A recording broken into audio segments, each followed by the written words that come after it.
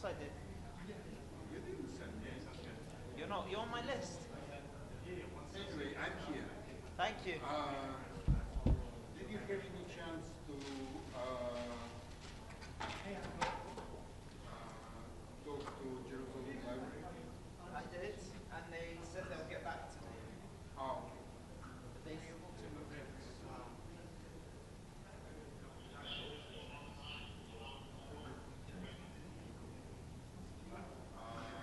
it could be reflective. Can you move it this way just a little bit, the easel? Yeah. And then just kind of angle it clockwise.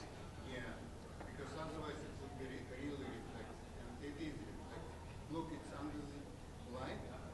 Come over. Bring it You will closer? see. If you can, Like that? you know, push it back to where it was, like a little further back. That's good. Now, turn it clockwise a little. Yeah, this That's is okay? much better. Less reflective. Yeah, can the easel come back a little bit? No. He meant incline towards. Oh, can it? Does it? You understand? Try that. No, it's worse. Worse? So the opposite? Try the opposite. The opposite. The opposite. Like that? Pull it just a smidge. More? Just a smidge forward. Sorry, other direction. Right. Question, please. Can you extend back leg more? That's what we're doing. You can't extend it? Oh, make it longer. No. No? It's not that high tech. So- That's what would make it incline towards us. Like, come over. Sir. For example, Yeah. Because like that? That's worse though. We're grabbing. just a little bit. Just you can leave it. This is fine. Yeah, drop it back. The glare is hitting his sweater, so it's kind of like Drop it back. that back leg. Yeah. Forward. Just Forward. Just a little. Got that right there. Split the difference.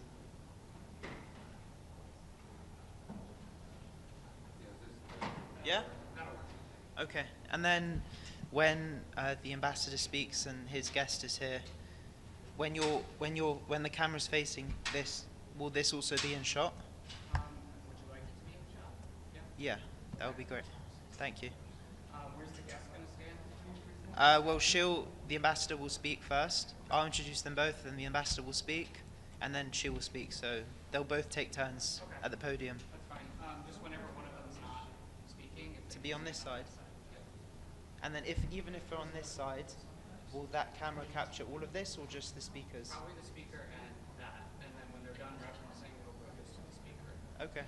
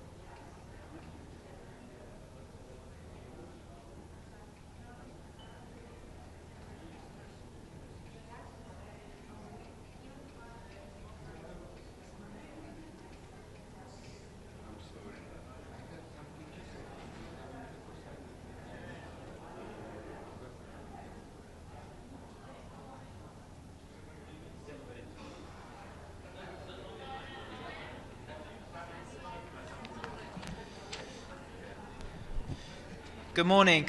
Thank you for joining us. Ambassador Danon will share a brief statement, followed by a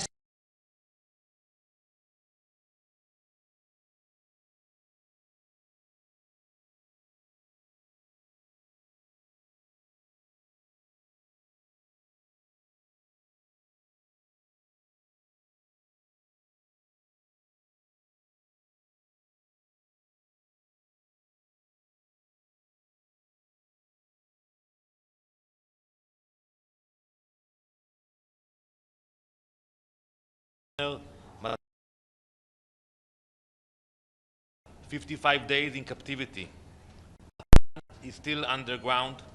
Hamas has deprived him of everything: light, freedom, food, and dignity.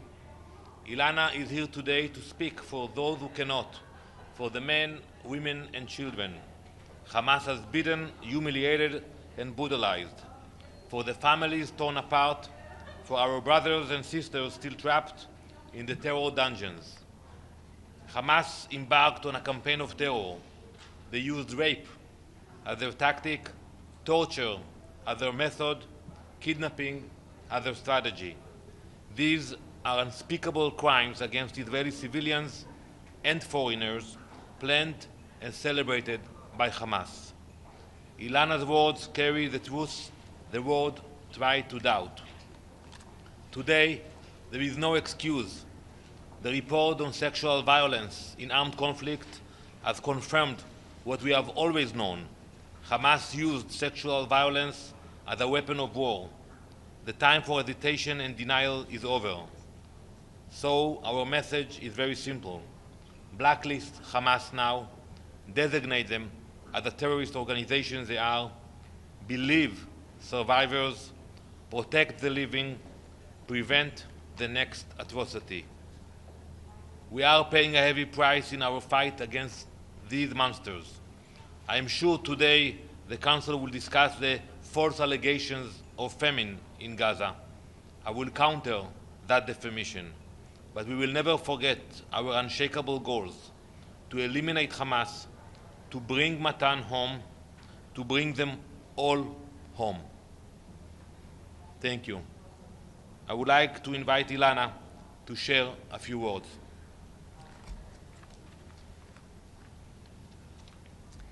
My name is Ilana Gritsovsky. I was born in Mexico and moved to Israel at the age of 16 alone, without my family, and began my life there. A few years ago, I moved to Niros, a kibbutz near the border with Gaza, where I built a home with my partner Matan Sangauker. Our life was simple, ordinary, full of plans, until October 7 shattered everything. On October 7, at 6:30 in the morning, my life changed forever. That morning, Matan and I were sleeping at home, surrounded by everything we love.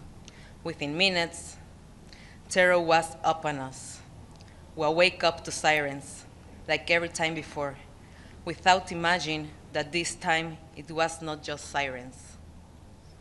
It was an attack by armored, funded, and violent terrorists who entered our home with intention to destroy everything belonging to us. I was taken to Gaza and was held hostage for 55 days.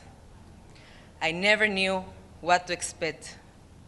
Night interrogations, movements to different locations, from one civilian home to the next, or to a hospital. I was constantly being used as a human shield. I spent time in tunnels where it was hard to breathe.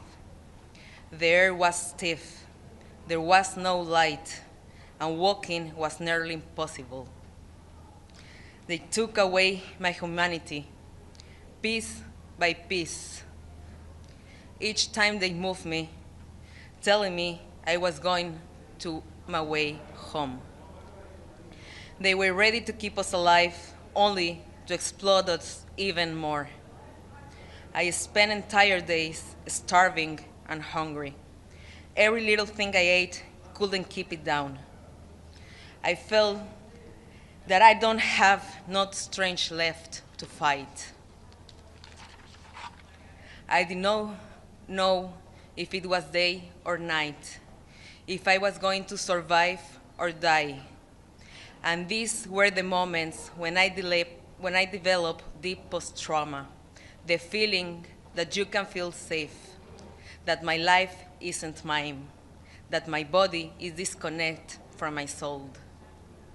In order for me to heal, in order for all the released hostages to heal, only when all the hostages are home will we be able to begin healing what was being broken. I am a testimony that bringing them home is possible. We won't let them wait any longer. They have no time. We must continue all the efforts to get them back with a deal. People in Israel want this war to end. I'm here not just for myself, but for every woman and man didn't make it home, for every voice which was ignored, for the 50 hostages still in Gaza, for their families. Matan, stay strong. Don't lose hope. Your mom, sister, our dog Nuni, and I, we are waiting, fighting for you. Thank you. Thank you. Michelle Nichols from Reuters. Thank you, Ilana, for sharing your story with us. Ambassador, I wanted to ask you about the strike on Monday that killed several journalists at Nasser Hospital. The Israeli military said that Reuters and AP journalists weren't the intended target, but Reuters is regularly broadcast from there. So what went wrong? Who were the intended targets? Did Israel find them? What more information can you give us? Well, first, we regret the loss of life of any journalist or non-combatant. You know, we fight Hamas. That's our goal, to eliminate Hamas. We are still looking into the details of that incident, and I'm sure that in the next few days we will have more information about that. But Prime Minister Netanyahu was very clear that he said it was a tragedy. We regret it. You know, during wartime you have such kind of incidents, but our goal is to fight terrorists, not journalists, not anyone who is not involved in terrorism. Ambassador Xu Dezhi with China Central Television. We heard the atrocity of those hostages. But the thing is, in Gaza now 62,000 people passed away. There are more people in Gaza, maybe share the same atrocity. Is there a better way to solve this problem? Is this Gaza City operation needed, necessary, really? So I will tell you that we know how this war will end. With the hostages coming back home and Hamas is not in power. The sooner it will happen, there will be less suffering for everybody. So I'm not familiar with any other option. You know, maybe there will be an agreement, but if not, we will have to take a military measure, military pressure, in order to bring back the hostages. We cannot call it a day when the hostages are still in Gaza. Even committed war crime? I disagree about this statement. You know, we are fighting a war almost 2 years. We could have finished this war very fast, but because we fight according to international law, we pay a heavy price. We have many casualties. I don't accept this notion of committing a war crime. The war crime was committed on October 7th by Hamas. Thank you very much. Yeah. Ambassador Adla Massoud with The National. President Trump said that he expects the Gaza war to end by the end of this year. Do you agree with this assessment? We all want to end this war. It's a painful war, costly war. You know, it's very hard for the people in Israel. But in order for the war to end, we need to see the hostages back home, first of all, and Hamas out of the equation. You know, I saw the statements of many leaders speaking about the future of Gaza. And they say that Hamas will not be part of that. And I asked them, who exactly will deliver that? Who is going to convince Hamas to disarm? So I think the pressure we are putting now is the only way to make sure that Hamas will not be part of the game. Thank you very much. Thank you.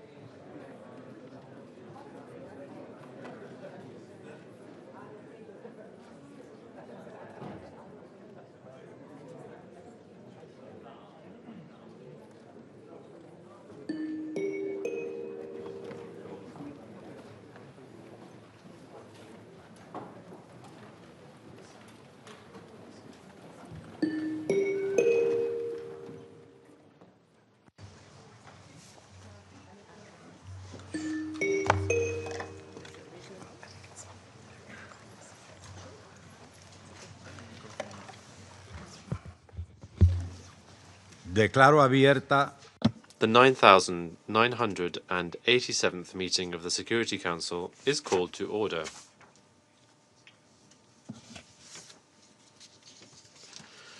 The provisional agenda for this meeting is the situation in the Middle East, including the Palestinian question. The agenda is adopted.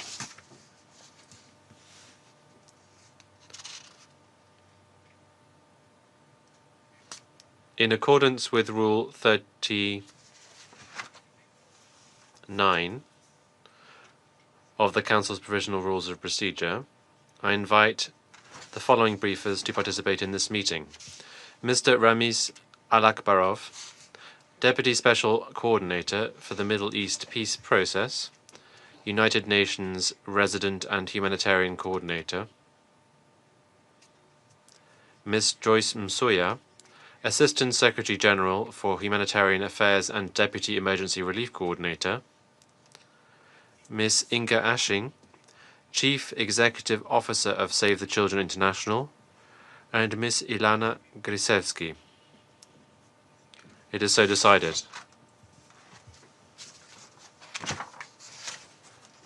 I propose that the Council invite the permanent observer of the Observer State of Palestine to the United Nations to participate in the meeting, in accordance with the Provisional Rules of Procedure and the previous practice in this regard. There being no objection, it is so decided.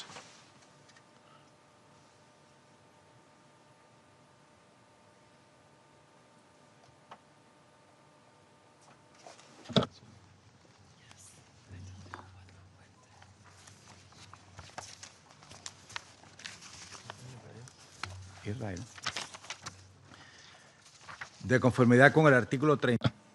In accordance with Rule 37 of the Council's Provisional Rules of Procedure, I invite the representative of Israel to participate in this meeting. It is so decided. The Security Council will now begin its consideration of Item 2 of the agenda. I now give the floor to Mr. Ramiz Alakbarov.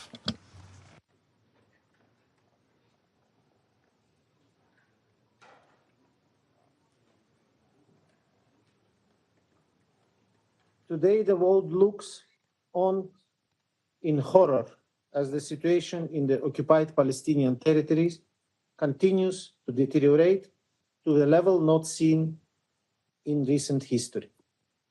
Over 22 months into hostilities, Gaza is sinking deeper in disaster, marked by rapidly mounting civilian casualties, mass displacement, and now famine. The hostages held by Hamas and other Palestinian armed groups continue to languish in appalling conditions. Meanwhile, the occupied West Bank, including East Jerusalem, is also facing an unprecedented crisis. Relentless expansion of settlements, demolitions, intensifying violence continue to undermine any prospect of peace. The choice could not be clearer. Continue the current path of perpetual conflict, entrenching the occupation, or recommit to a political process that will solve the conflict, end the occupation, and realize a two-state solution. Mr. President, tragically, there is no end in sight to the conflict in Gaza. Despite a renewed push by the mediators to reach a ceasefire and hostage release deal, a breakthrough remains elusive. Israeli strikes have intensified throughout Gaza, hitting IDP tents, schools, hospitals, and residential buildings. The human toll of these hostilities has been staggering. Since 23rd July, at least 2,553 Palestinians were killed, according to the Ministry of Health in Gaza. Some 271 were reportedly killed while attempting to collect aid, including in the vicinity of militarized distribution sites. Palestinian armed groups also continue to target the IDF and sporadically launch rockets towards Israel. Journalists continue to be targeted, with over 240 journalists killed in Gaza since the conflict began. On August 10, an Israeli airstrike hit a tent used by journalists in Gaza City, killing 6 journalists. The IDF said they were targeting Al Jazeera correspondent Anas al-Sharif, who they said was the head of a Hamas cell. On 25th August, Israeli strikes on Nasser Hospital in Khan Yunis killed at least 20 Palestinian civilians, including medical personnel and journalists. I reiterate the Secretary General call for an independent and impartial investigation into these killings. The UN and its partners are working tirelessly to assist the population, but the security risks are extremely high and the current mitigation measures are woefully inefficient. On my recent visit to Gaza, I was stunned at the scale of the destruction and suffering. I met humanitarian workers risking their lives to deliver aid while themselves living in intolerable conditions. I saw the immense personal toll on the population, including the UN's own staff, but was also inspired by our staff's unshakable commitment to do their work. As they speak today, they remain present and continue to deliver essential life-saving services throughout Gaza, including in the Gaza City. Mr. President, according to the Israeli sources, 50 hostages, including 1 woman, are still being held captive by Hamas and other Palestinian groups in Gaza. 28 of them are believed to be deceased. While visiting affected communities in Israel, I saw the shattered homes of Niroz, where 1 in 4 residents was either murdered or abducted on 7 October. I met survivors who carry unbearable loss and trauma. I acknowledge today's presence of Ilana Grzyzewski, who will speak today about her experience as a survivor of Hamas captivity, and I pay tribute to her immense courage and fortitude. I have also met with the family members of other hostages held by Hamas, including Eviatar David, who briefed this council recently. In my meetings, I could see unimaginable pain in their eyes. I was also impressed by their remarkable strength. The videos released by Hamas and Palestinian Islamic Jihad depicting emaciated Israeli hostages are deeply disturbing. The ill treatment and abuse of hostages constitute a blatant violation of international law. Hostages must be treated with dignity and allowed to receive visits and assistance from International Committee of the Red Cross. Mr. President, unthinkably, Gaza's population is now facing yet another deadly escalation. On 8 August, the Israeli government announced its decision to take over Gaza City. The resulting military operation is ongoing and, as we speak, for the population already struggling to survive, the Palestinians in Gaza are now seeing their worst fear becoming reality in front of their eyes. Already, 86% of the Gaza Strip lies within Israeli military zones. Expanded military operations in Gaza City will have catastrophic consequences, including displacement of hundreds of thousands. I am deeply alarmed by the findings of the latest IPC analysis, confirming that famine is engulfing the Gaza governorate. Ending famine is a race against time. It will require a dramatic increase in the quantity and quality of food entering Gaza. It will also require restoring the basic systems, such as water and sanitation, health services, food production, all what is needed to sustain human life. My colleague, Assistant Secretary General Msuya, will cover the IPC findings in more detail in her briefing. Mr. President, recent steps by Israel, including the 27 July announcement of a daily pause in operations in specific areas in Western Gaza, and its approval on the 5th August of a mechanism for the controlled entry of commercial goods, have increased the supply of essential items to Gaza. Israeli authorities have also approved the entry of more diverse array of supplies, including animal feed materials starting this week. But let's be clear, these steps are nowhere near sufficient to address the vast scale of the needs. The lack of law and order also presents a significant obstacle to humanitarian operations. The unbearable conditions in Gaza have led to looting by desperate civilians, while looting by organized groups also continues to undermine relief efforts. It is imperative to restore the required condition for functional, community-based distribution systems to reach the most vulnerable. Israel's imposition of the new requirement on INGO registration is further constraining humanitarian response. With the deadline looming to meet the new requirements, many international non-government organizations operating in Gaza may be forced to cease their activities, leaving vulnerable communities without essential support. I urge the government to rescind the new registration requirement. All parties must allow rapid, safe, unimpeded, and large-scale delivery of humanitarian aid. Civilians, including humanitarian workers, and those seeking aid must be protected. Mr. President, for the sake of humanity, I urge all sides to put an end to this brutal war immediately. The only way to stop the immense and undescribable human suffering is through a full, immediate, and permanent ceasefire and the unconditional release of all hostages. Mr. President, the situation in the occupied West Bank, including East Jerusalem, continues to spiral dangerously downward. The territory envisaged for the future Palestinian state is shrinking, while a one-state reality of unlawful occupation and perpetual violence is rapidly advancing.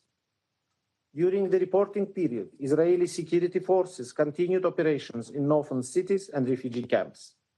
More than 32,000 residents of three camps remain displaced as the result of these ongoing operations. They must be able to return to their homes and services, including those of UNRWA, which must be restored. In total, in the West Bank, 9 Palestinians, including 4 children, were killed by the Israeli security forces during the reporting period. Attacks by Israeli settlers have continued, often in the presence of Israeli forces, resulting in 3 Palestinians killed, damage to Palestinian property, and displacement of Palestinians' families. Attacks by Palestinians against Israelis also continued, with no fatalities reported in the last month. On 28 July, Palestinian activist Auda Hathalin was shot and killed by a settler in Masafer Yatta, and his 5-year-old son Vatan stood by, witnesses his father's death. When visiting the family, I held Vatan in my arms and thought about the enormous tragedy of his future life without a father and with his community facing the constant threat of violence and displacement. No child should face such horror. Perpetrators of settler violence must be held to account. Palestinians must be able to live safely on their land. Mr. President, since 7 October 2023, settlers' attacks have escalated in frequency and become more violent and deadly.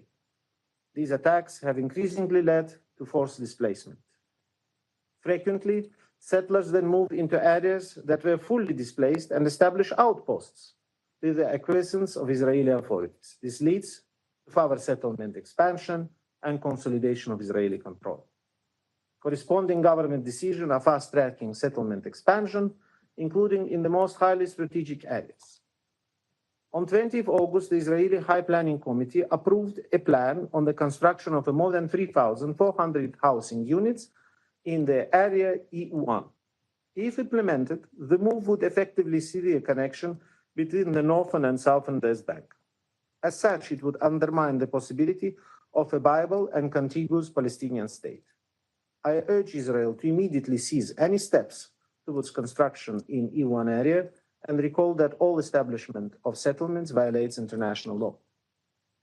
Meanwhile, Israeli authorities continue to demolish Palestinian-owned structures, leading to displacement of 175 Palestinians, including 70 children. These moves aligned with broader efforts to entrench control over the West Bank, including last month's decision by Israeli Knesset to adopt a non-binding and symbolic motion calling for the application of Israeli sovereignty across all settlements in the occupied West Bank. Alongside these developments, the Palestinian Authority continues to face an unprecedented economic crisis. According to the Palestinian Authority, since May of this year, Israel has not transferred any clearance revenue collected on behalf of the Palestinian Authority. Overall, more than $2 billion US dollars of Palestinian clearance revenues is withheld by Israel. The correspondent banking relationship with Israel is under constant threat, and accumulation of excess shekel in Palestinian banks has escalated into a systemic crisis. All this presents a grave threat to the Palestinian economy and banking system. If left unattended, it could threaten the viability of the Palestinian Authority. Mr. President, the developments I have described are taking place in a volatile regional context with violence and tensions continuing to plague the Middle East. This week alone saw another exchange of fire between the Houthis in Yemen and Israel, continued Israeli strikes in Lebanon, and IDF incursions in Syria. I welcome ongoing diplomatic efforts to de-escalate tensions and urge implementation of all relevant UN resolutions and existing agreements. Mr. President, this alarming picture compels us to act with determination to reverse the present trajectory, starting with the ceasefire and the release of all hostages. What is needed now is a bold action to resolve the conflict, end the occupation, and re-establish a political horizon. In this regard, I welcome the convening of the high-level conference on the implementation of two-state solution, co-chaired by France and the Kingdom of Saudi Arabia. The message from the international community is clear. The two-state solution remains the only viable path towards just and lasting resolution of the Israeli-Palestinian conflict. We must work collectively now to advance practical steps, including through our engagement at the upcoming UN General Assembly High-Level Week in September. With Gaza immersed in a situation so horrendous that it defies basic humanity, and with the West Bank facing genuine threats to its long-term existence, we can no longer wait. I thank you for your attention, Mr. President. Agradezco. I thank Mr. Alakbarov for his briefing. I now give the floor to Ms. Joyce Msuya. Mr. President, members of the Council, as I brief today, I'm reminded of previous messages we have delivered to this Council over the past months, cautioning that famine, then a worst-case scenario, was becoming increasingly likely. On 22nd of August, the Integrated Food Security Phase Classification Famine Review Committee confirmed that famine is now occurring in Gaza Governorate and is projected to expand further to Deir al-Bala and Khan Yunis by the end of September. Allow me to share some numbers. Over 500,000 people currently face starvation, destitution, and death. By the end of September, that number could exceed 640,000. Approximately 1 million people are in emergency IPC phase 4, and over 390,000 are in crisis IPC phase 3. Virtually no one in Gaza is untouched by hunger.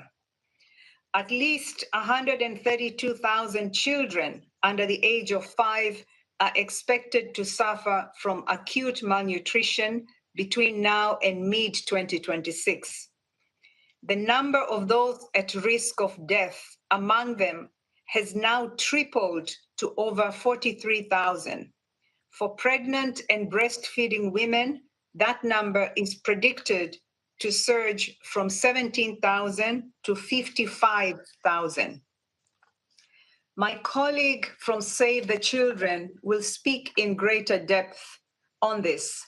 The suffering of children remains one of the most heartbreaking dimensions of this crisis. Mr. President, behind these stark numbers are human lives, daughters, sons, mothers, and fathers, futures cut short and communities scarred. The Famine Review Committee has been called 5 times to assess food security and nutrition in Gaza. We sounded the alarm after each of these assessments.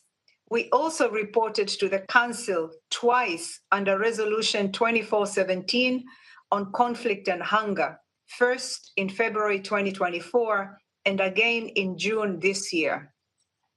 Let us be clear, this famine is not a product of drought or some form of natural disaster. It is a created catastrophe, the result of a conflict that has caused massive civilian death, injury, destruction, and forced displacement. Last month, over 100 Palestinians on average were killed every day, according to the estimates by Gaza's Ministry of Health, nearly twice the average daily toll recorded in May. In the same period, some 800,000 people were newly displaced, pushed into overcrowded areas that lack shelter and other essentials. This famine is also the result of 22 months of restricted and compromised delivery of essential humanitarian and commercial supplies, degraded health and nutrition systems, lack of adequate shelter, and broken water sanitation and hygiene networks, which have accelerated the spread of disease and turned menstrual hygiene into a nightmare for women and girls. The famine in Gaza is also the result of a destroyed food production system where 98% of the cropland is damaged or otherwise inaccessible, and where livestock is decimated, as ASG Alakbarov has just shared. Mr. President, we have seen an uptick in aid entering Gaza over the past weeks, including in the number of trucks and fuel tankers. During this time, the UN and our partners have brought in at least 12,000 metric tons of wheat flour, supported 80 kitchens serving 400,000 meals daily, brought in therapeutic food for 30,000 malnourished children for 1 month, delivered truckloads of vital medical supplies, including blood units, and ensured clean water reached over 1,000 locations, alongside hygiene kit distribution and network repairs. Limited commercial traffic has also resumed in the past weeks. This has helped to bring down prices of key commodities, although they remain elevated and largely out of reach for much of the population. And after a long pause, supplies of animal fodder have resumed over the past several days. These are important developments, but they will neither reverse famine nor stop it in its tracks. To meet the needs of 2.1 million starving and hungry people, we need much, much more. We need to bring in and deliver greater volumes of life-saving assistance. We need the restrictions on essential items to be lifted. And we need a halt to the delays and denials that undermine our work every day. I would like to thank Mr. Alakbarov for his leadership as humanitarian coordinator on the ground, in particular for his ongoing engagements to address the serious constraints we are facing. Mr. President, international humanitarian law is a vital safeguard against hunger in conflict. It prohibits the use of starvation of civilians as a method of warfare and forbids attacks on objects essential to civilian survival, such as food, water, and agriculture infrastructure. It demands that the parties take constant care to spare civilians and civilian objects throughout their military operation. It demands that humanitarian personnel and assets be protected at all times and that the provision of unimpeded humanitarian relief be facilitated. There is still time to act. Mr. President, before I close, we must not forget the deterioration in the West Bank, where warlike military operations, settler violence, and discriminatory policies are deepening humanitarian needs and increasing civilian vulnerability. The recent approval of over 3,000 settler housing units under the E1 plan further threatens to fragment the West Bank and places 18 Bedouin communities representing over 3,500 people at risk of forced displacement, compromising their access to critical services. Mr. President and members of the Council, failure to act now will have irreversible consequences. This Council and all member states must immediately work to ensure an immediate, sustained cessation of hostilities in Gaza to prevent further loss of life and to stop famine from expanding. Second, the release of all hostages immediately and unconditionally. Third, the protection of civilians and critical infrastructure, including that which is essential for survival and the functioning of food, health and water, sanitation, and hygiene systems. Fourth, safe, rapid, unimpeded humanitarian access through all entry points and to all people in need across the Gaza Strip. This includes the delivery of immediate large-scale, multi-sectoral humanitarian assistance throughout the Strip, including items necessary for survival such as food and nutrition supplies, medicine, water and shelter, fuel and others. Fifth, the restoration of commercial flows of essential goods at scale, market systems, essential services, and local food production. Ending this human-made crisis demands that we act as if it were our mother, our father, our child, our family trying to survive in Gaza today. We must all do more and quickly. Thank you. Agradezco. I thank Ms. Nsuya for her briefing. I now give the floor to Ms. Inga Ashing. Mr. President, members of the Security Council, the Gaza famine is here. An engineered famine, a predicted famine, a man-made famine. As we speak, children in Gaza are systematically being starved to death. This is a deliberate policy. This is starvation as a method of war in its darkest terms. So the children's clinics in Gaza are overwhelmed by need, every bench packed with malnourished children and their mothers. Yet our clinics are almost silent now. Children do not have the strength to speak or even cry out in agony. They lie there, emaciated, quite literally wasting away. Their tiny bodies overcome by hunger and disease. The medical and specialized nutrition supplies they need all but used up. Without these, malnourished children will die. A few kilometers away stand ready a sea of supplies. Thousands upon thousands of truckloads of life-saving items, all blocked. The government of Israel could end this famine tonight if it choose to, and end its deliberate obstruction and let humanitarians do our work. Instead, there are reports of escalation in Israeli military activity in Gaza City, more attacks on hospitals, more killing. Mr. President, at our child-friendly spaces, children draw what we call wishing clouds so that they can imagine a better future. In Gaza, children used to wish for school or peace or to see their friends again. Once the total siege began in March, children would increasingly tell us that they wish for food, that they wish for bread.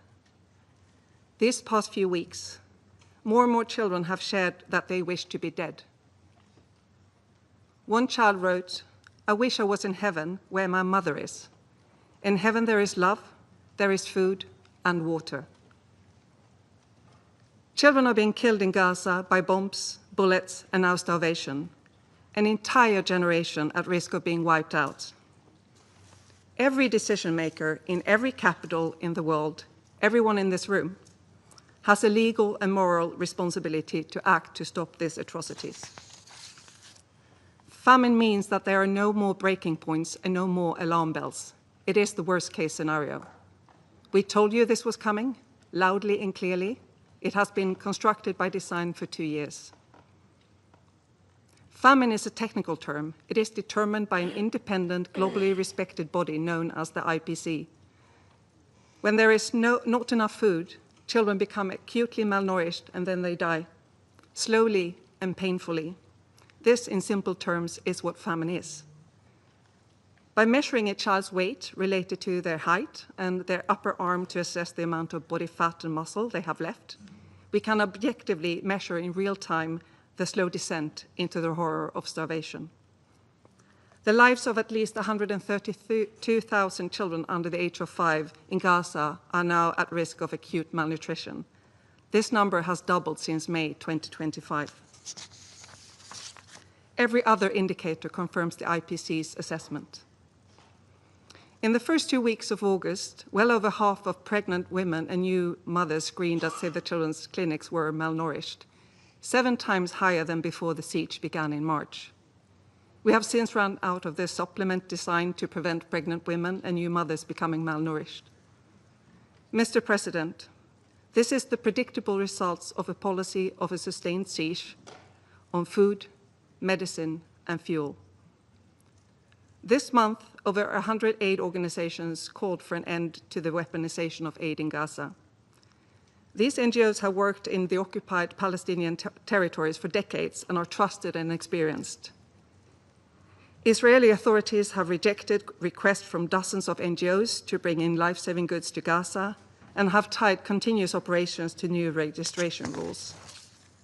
These registration rules require impartial humanitarian actors to take actions that are unlawful, unsafe, and incompatible with humanitarian principles.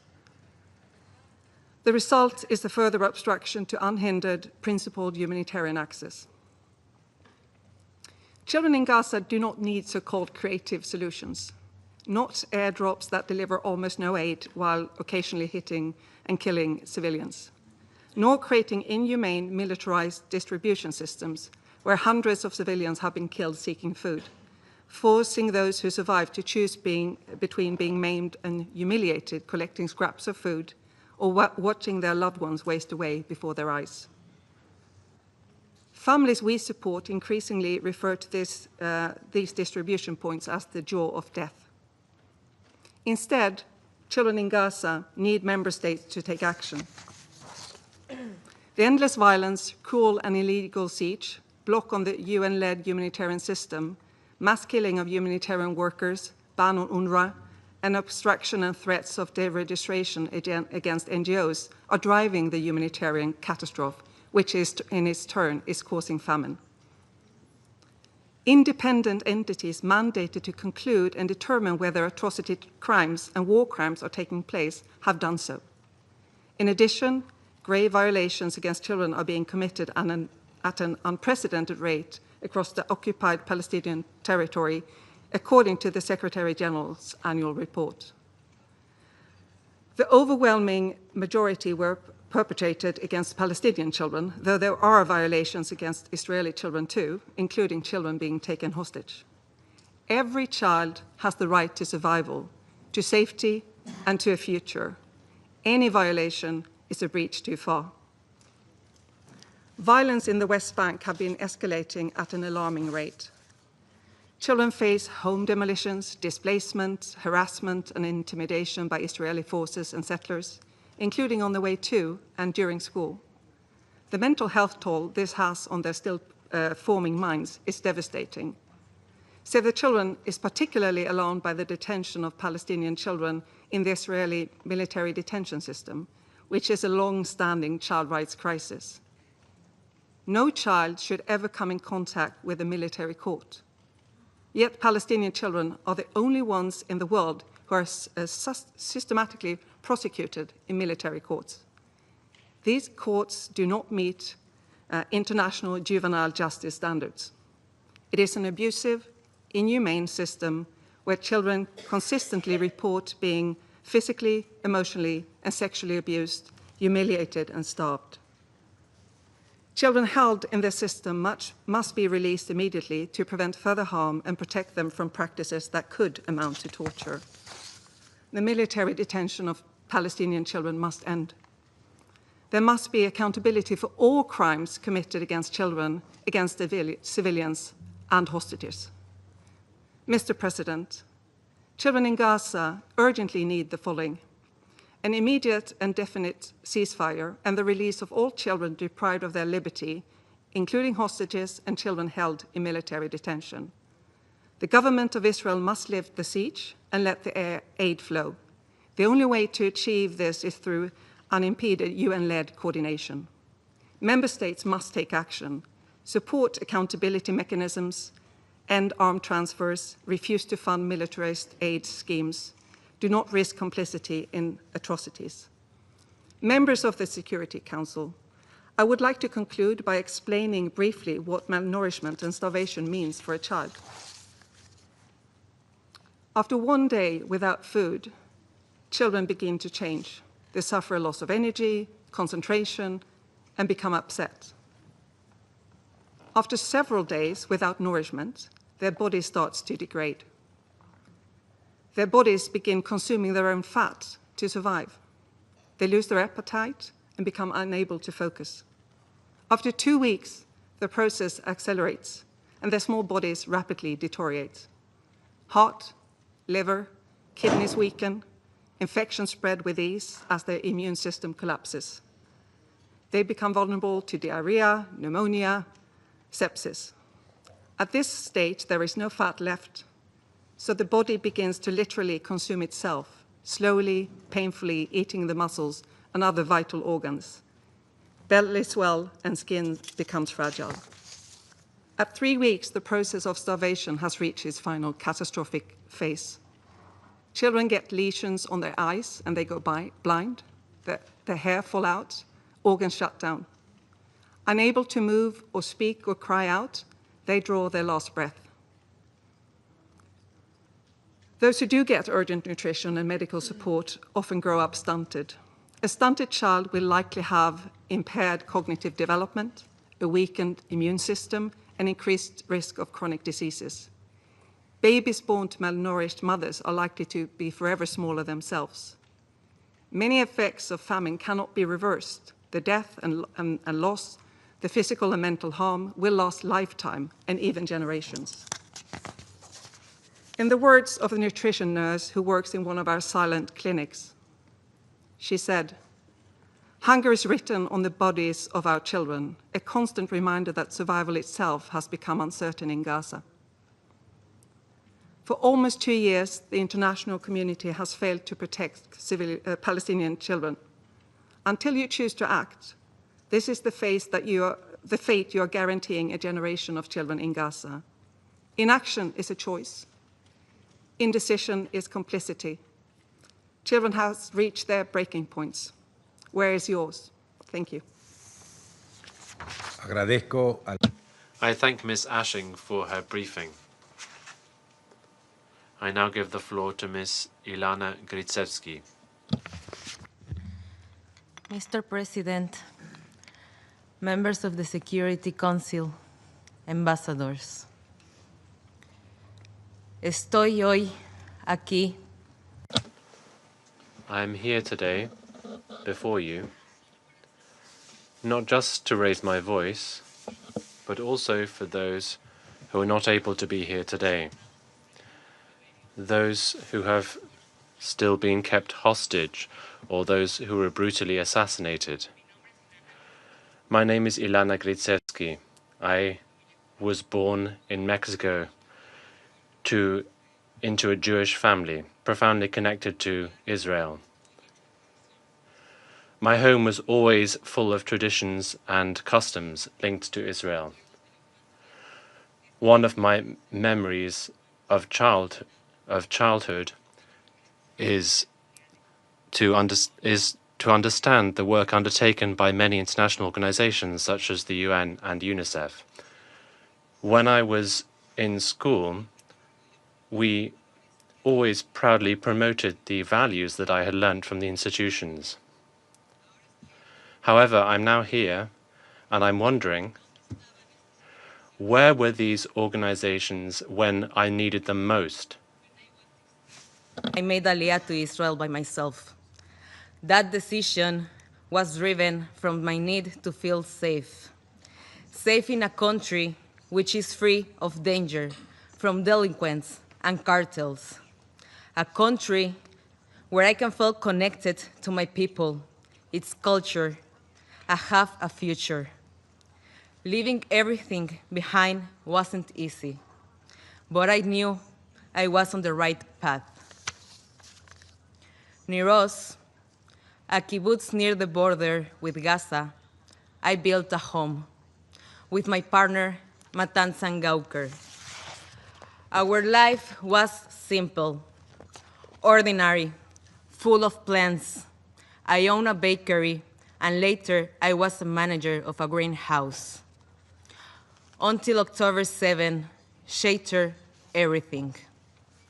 At 6:30 in the morning, my life changed forever. That morning, Matan and I were sleeping at home, surrounded by everything we love. Within minutes, terror was upon us. We wake up to sirens, like every time before. Without imagining that this time, it was not just sirens. It was an attack by armed, funded, and violent terrorists who entered our home with intention to destroy everything dear to us. At first, we heard gunshots and shouting in Arabic, and immediately realized that hell was before us. We looked ourselves in the same room, Matan holding the door with all his might. Wael tried to calm our dog Nuni and keep him quiet, but we already know. They were going house to house in our kibbutz, near us, looking to kill, kidnap, and rape. It was our turn. They broke into my house, shooting in every direction and breaking everything until Matan could no longer hold the door of the safe room. At that moment, we jumped out the window in an attempt to escape death. In that moment, I lost contact with Matan. I hid behind a cabinet on the back porch of my neighbors, Gadi and Judith's house.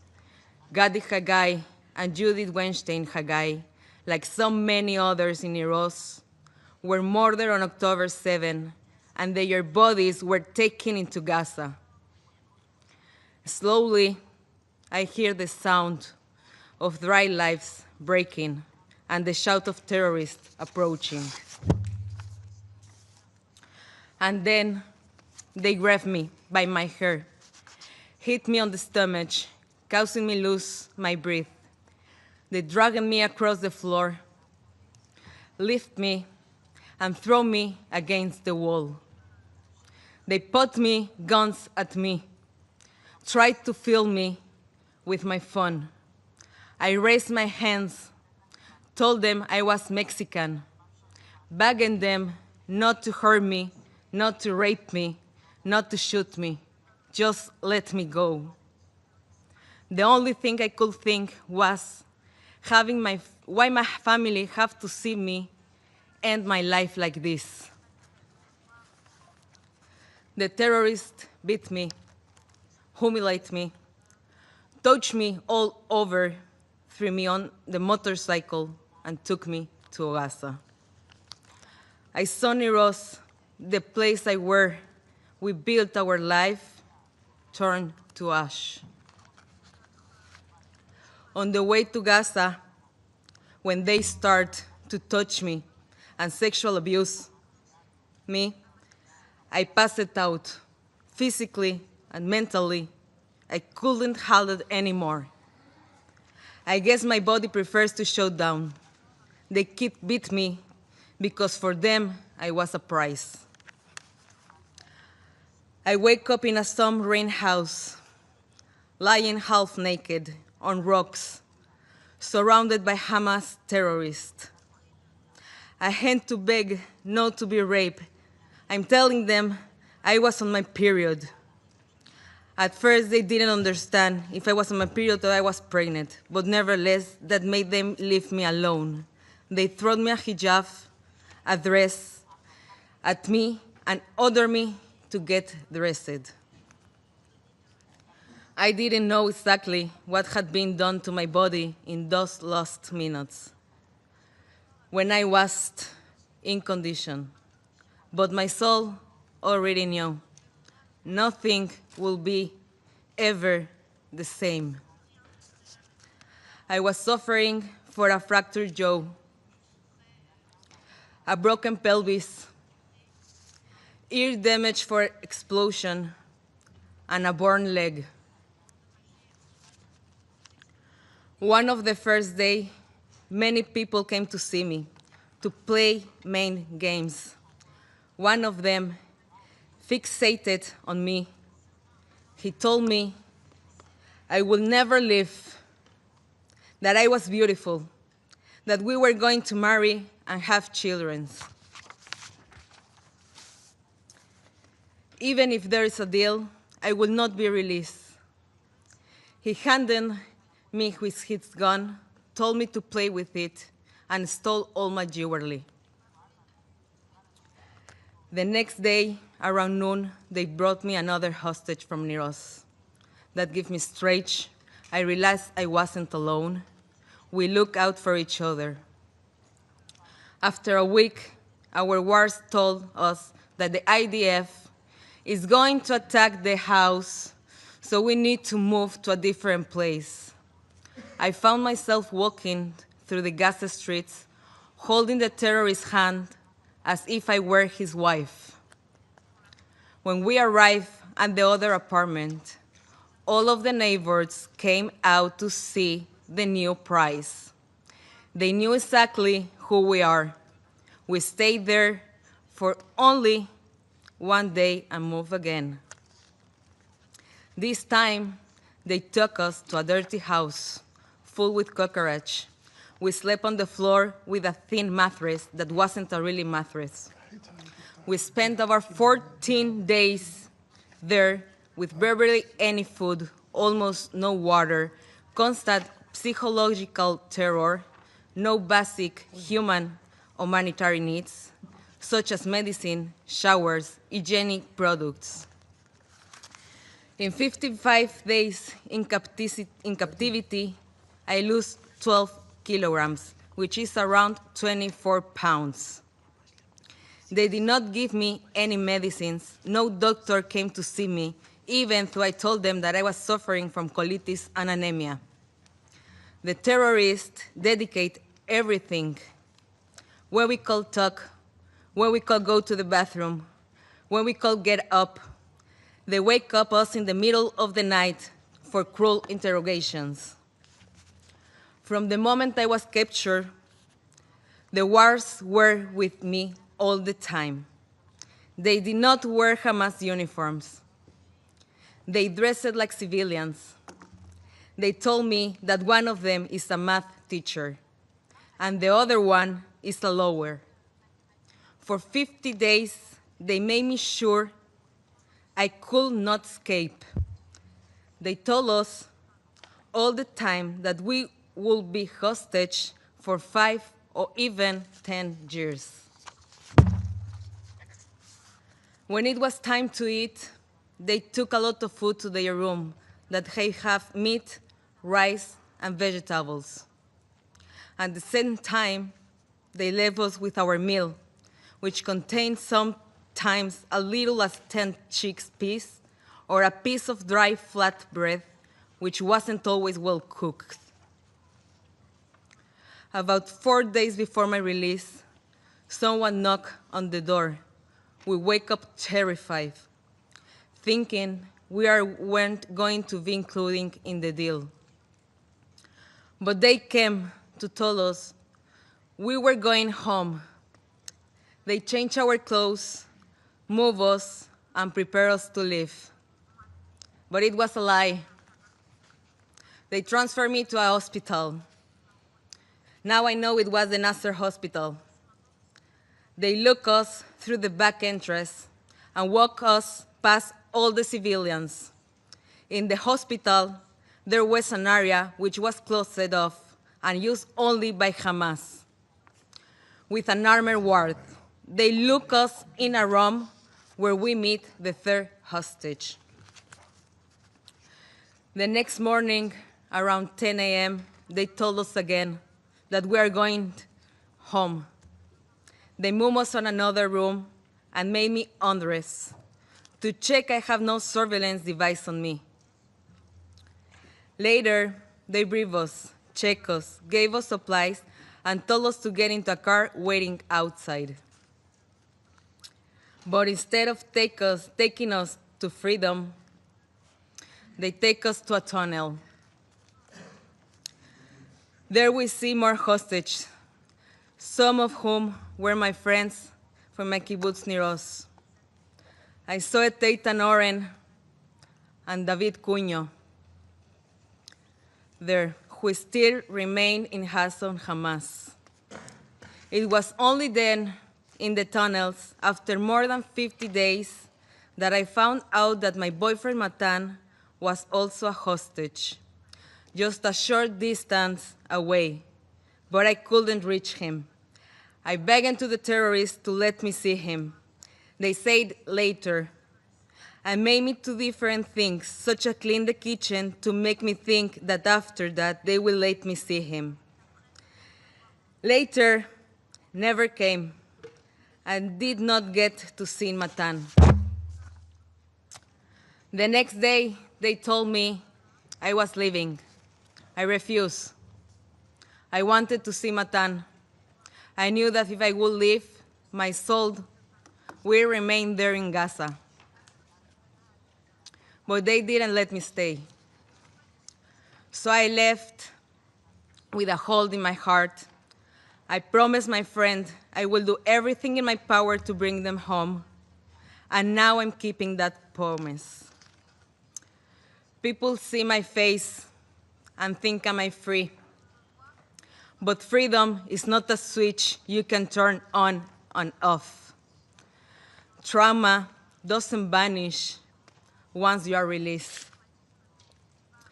Now, with every siren, every rocket for Iran, Yemen, or Gaza, I'm throwing back into the held. The difference, I have a safe room. Matan doesn't. He is still in Gaza. You hear about what Hamas has done on October 7.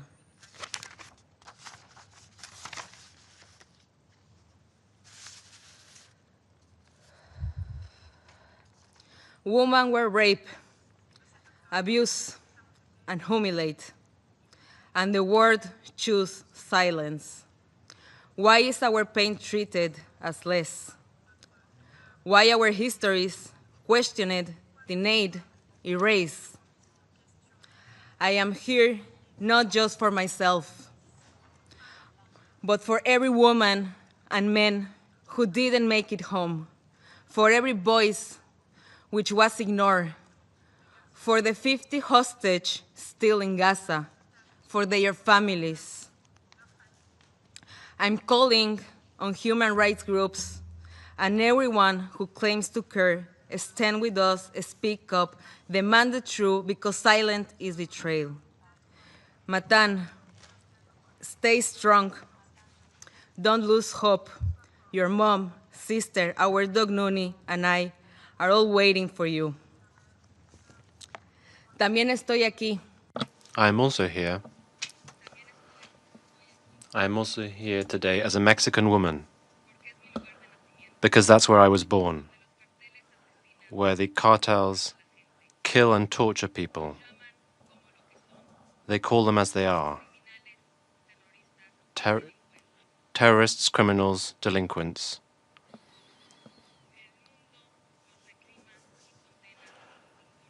The world doesn't hesitate to condemn them. So that's why I wonder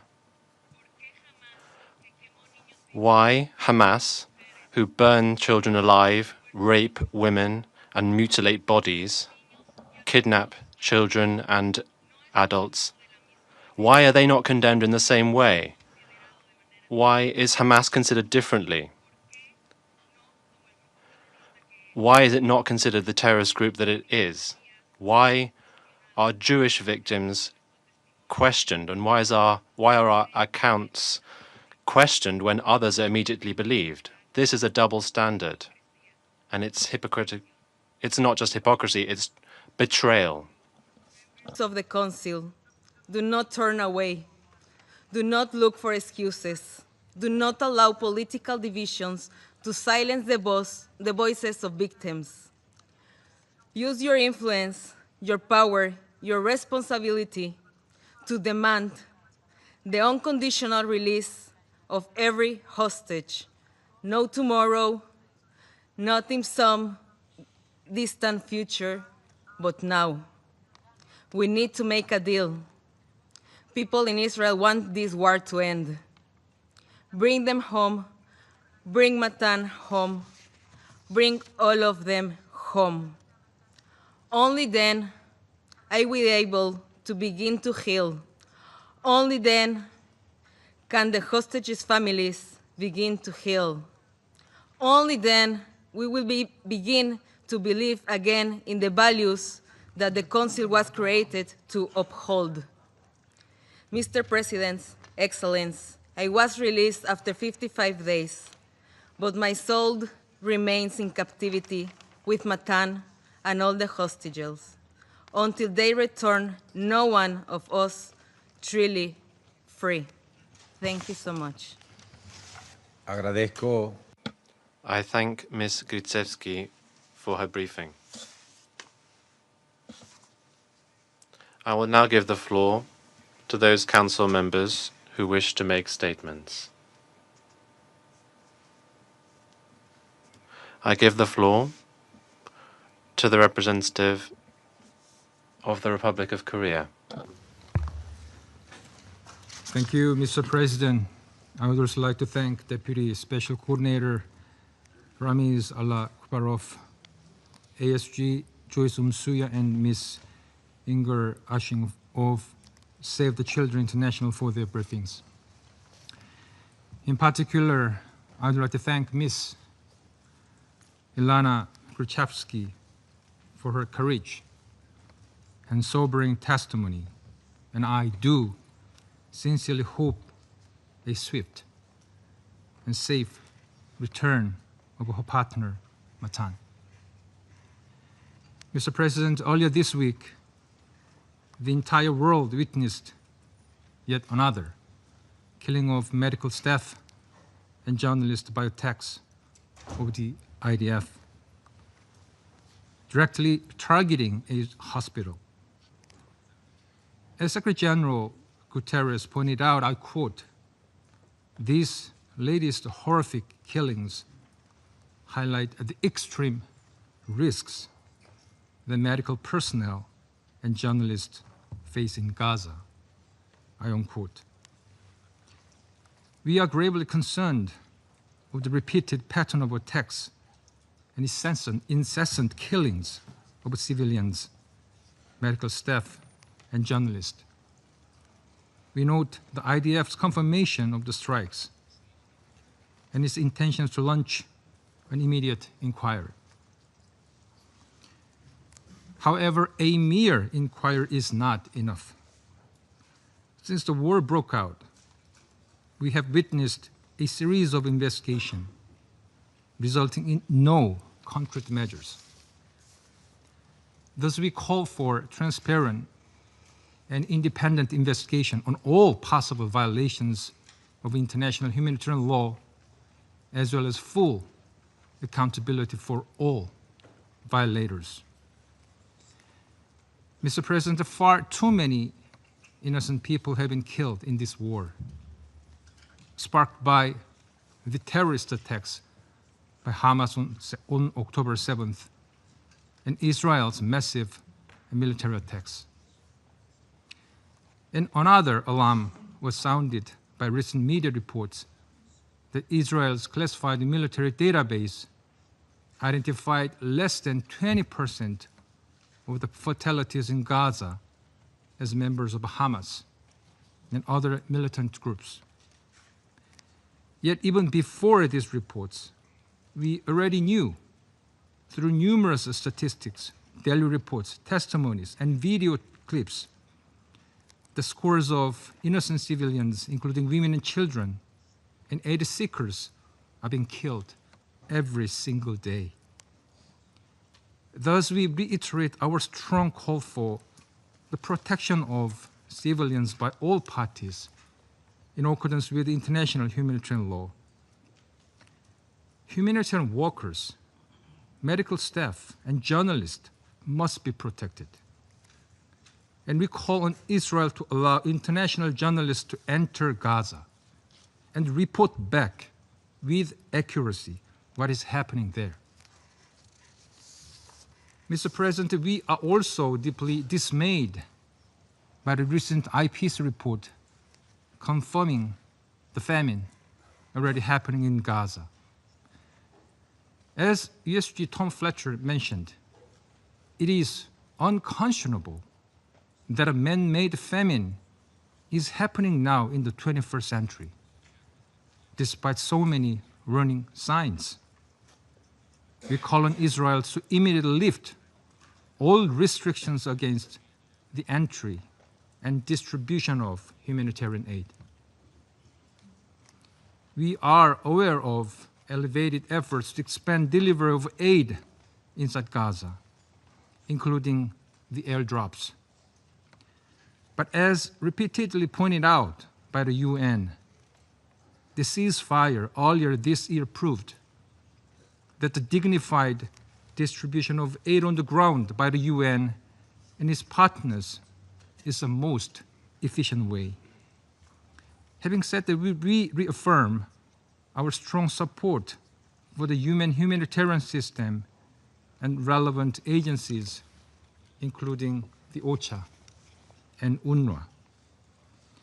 We all are aware of the best way to protect civilians and to flow Gaza with aid: an immediate ceasefire and release of hostages.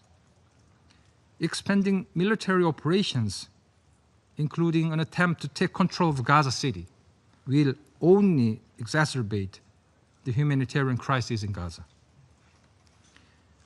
Reiterating our steadfast demand for the release of all remaining hostages brutally held by Hamas, we urge parties to this conflict to faithfully engage in the negotiations to secure a ceasefire in Gaza.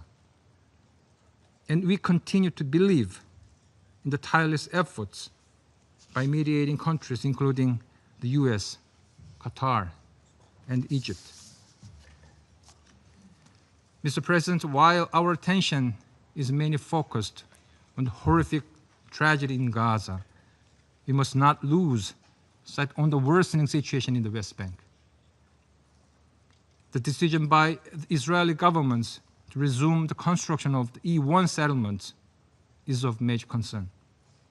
It will not only hamper the prospect of the two-state solution by effectively severing the contiguity of the West Bank, but will also deepen the instability and insecurity in Israel and Palestine, as well as in the wider region. Mr. President, Korea has consistently supported the two-state solution is the sole viable path forward.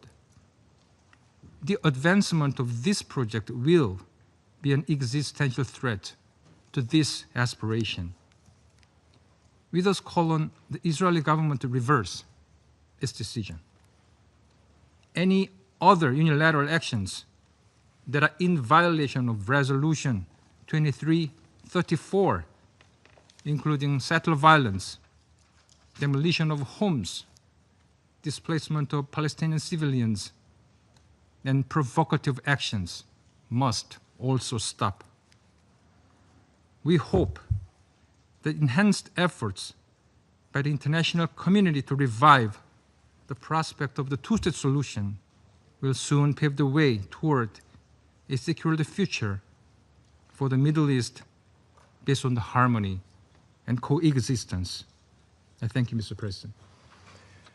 Agradezco. I thank the representative of the Republic of Korea for the statement. I now give the floor to the representative of Algeria. Mr. President, at the outset, we thank ASG Msuya and Deputy Special Coordinator Al-Akbarov for their sobering briefings. We listened attentively to Ms. Ashing and Ms. Gryziewski, who brought to this Council the perspective of human suffering. For Algeria, this is not an abstract debate. Our compass points in one direction, and one direction only toward morality and legality, and also empathy toward all those who are suffering. We call, and we will continue to call for an immediate and conditional and permanent ceasefire, the only condition that can end the agony of Gaza. An agony born from the Israeli occupying powers' deliberate policy of killing, of destruction, and annihilation. Policy shielded by impunity and immunity. Let us be clear. Had Israel respected the ceasefire agreement brokered by Qatar, Egypt, and the United States, all hostage, all captive, all detainees would have reunited with their families, including your partner, Natan. Today, instead of embraces, there is only mourning and despair. Mr. President, the topic of today's debate is the Palestinian question. But today, I will not speak of the illegal settlement activities that fragment the West Bank into North and South and isolate Jerusalem from the West Bank. I will not speak of dispossession and annexation of Palestinian land. I will not speak of inflammatory rhetoric and actions that threaten the sanctity of Al-Aqsa Mosque. I will not speak of the continued erosion of the two-state solution. I will focus on the suffering in Gaza that has reached a level of barbarity that defies imagination. As the Secretary General reminded us, just when it seems there are no words left to describe the living hell in Gaza, a new one has been added. Famine. Yes, famine. A man-made famine. We have been warning of it. Now, famine is confirmed by the IPC. Famine is no more a fear, it is a reality. And it will expand by September if nothing is done by the international community, by this very Security Council. Famine cannot be hidden anymore behind manipulated figures and misleading claims of aid. Famine cannot be addressed through restricted access or token and impactless airdrops. Airdrops conducted only to soothe the conscience. Famine. Famine is the shame that will haunt all of us, all who could act and choose silence. But famine, Mr. President, is not only a word in a report. It has faces. It has names. It has stolen dreams. Famine affects human beings and their dignity. Famine consumes the innocence of childhood. Famine burdens the strength of fatherhood. Famine extinguishes the essence of motherhood. Famine drives humanity to its very limits. Pardon, President. Allow me to remind the Council. Yahya al-Najjar, 3-month-old, starved to death.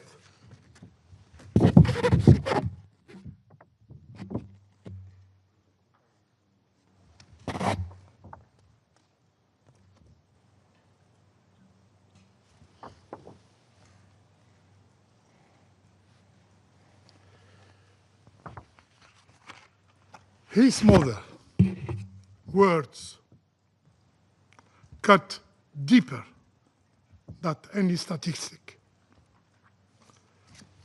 I quote, "He survived his last 4 days only on water infused with an ice, because no milk, no baby formula was available."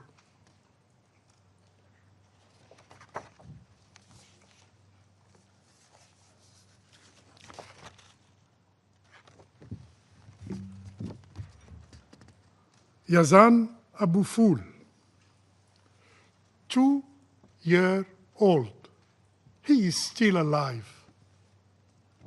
He stands shirtless in the hand of his father. Do you have children?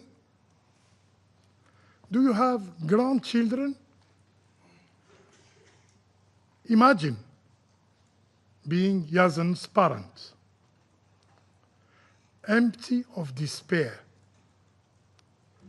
watching the candle of his life drop while powerless to help. Yazan Abu Fil, 2-year-old.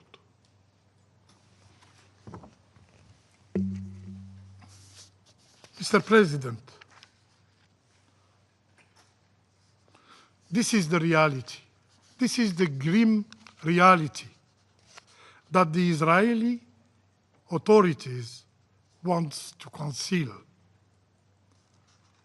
This is why international journalists are banned from Gaza.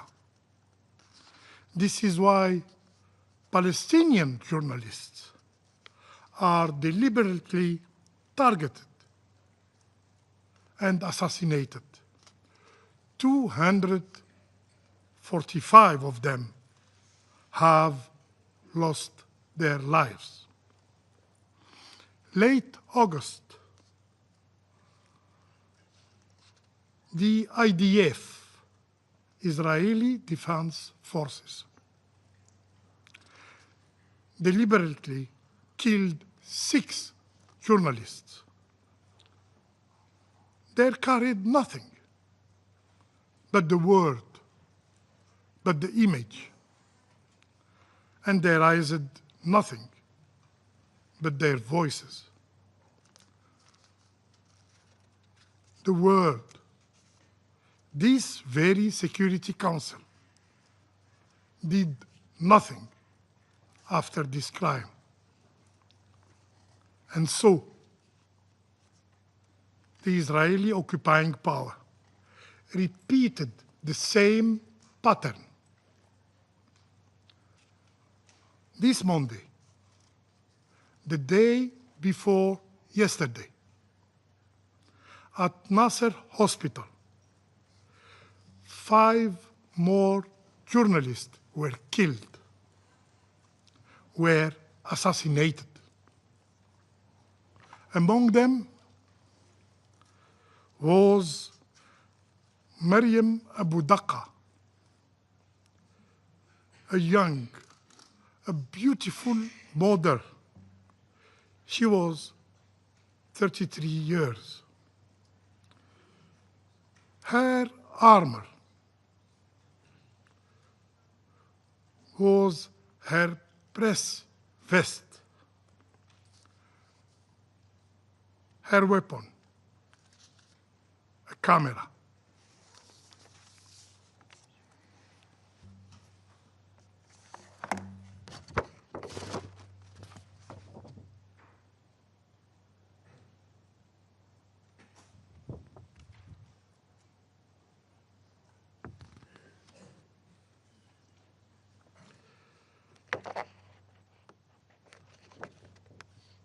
A few days before, she wrote on X a letter to her 13-year-old. His name is Ghaid. In this letter, she left words that carry more weight than any official statement. And I quote, "Right, you are the heart and soul of your mother.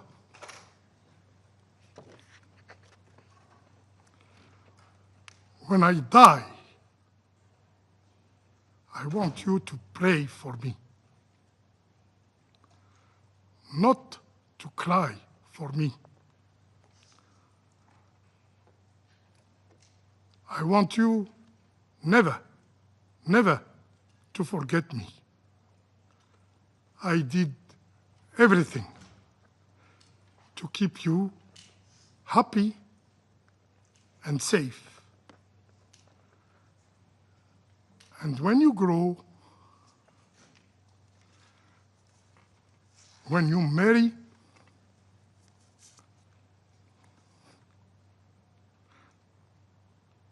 and when you have a daughter,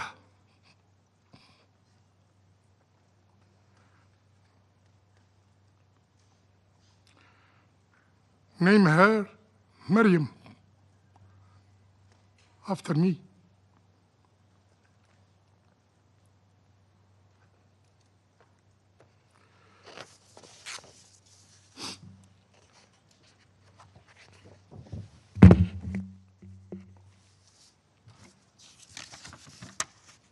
Mr. President,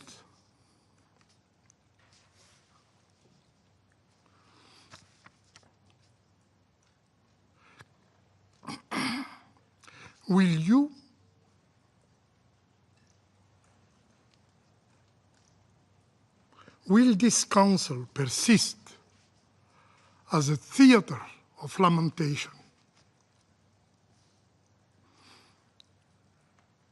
endlessly echoing speeches, while Gaza burns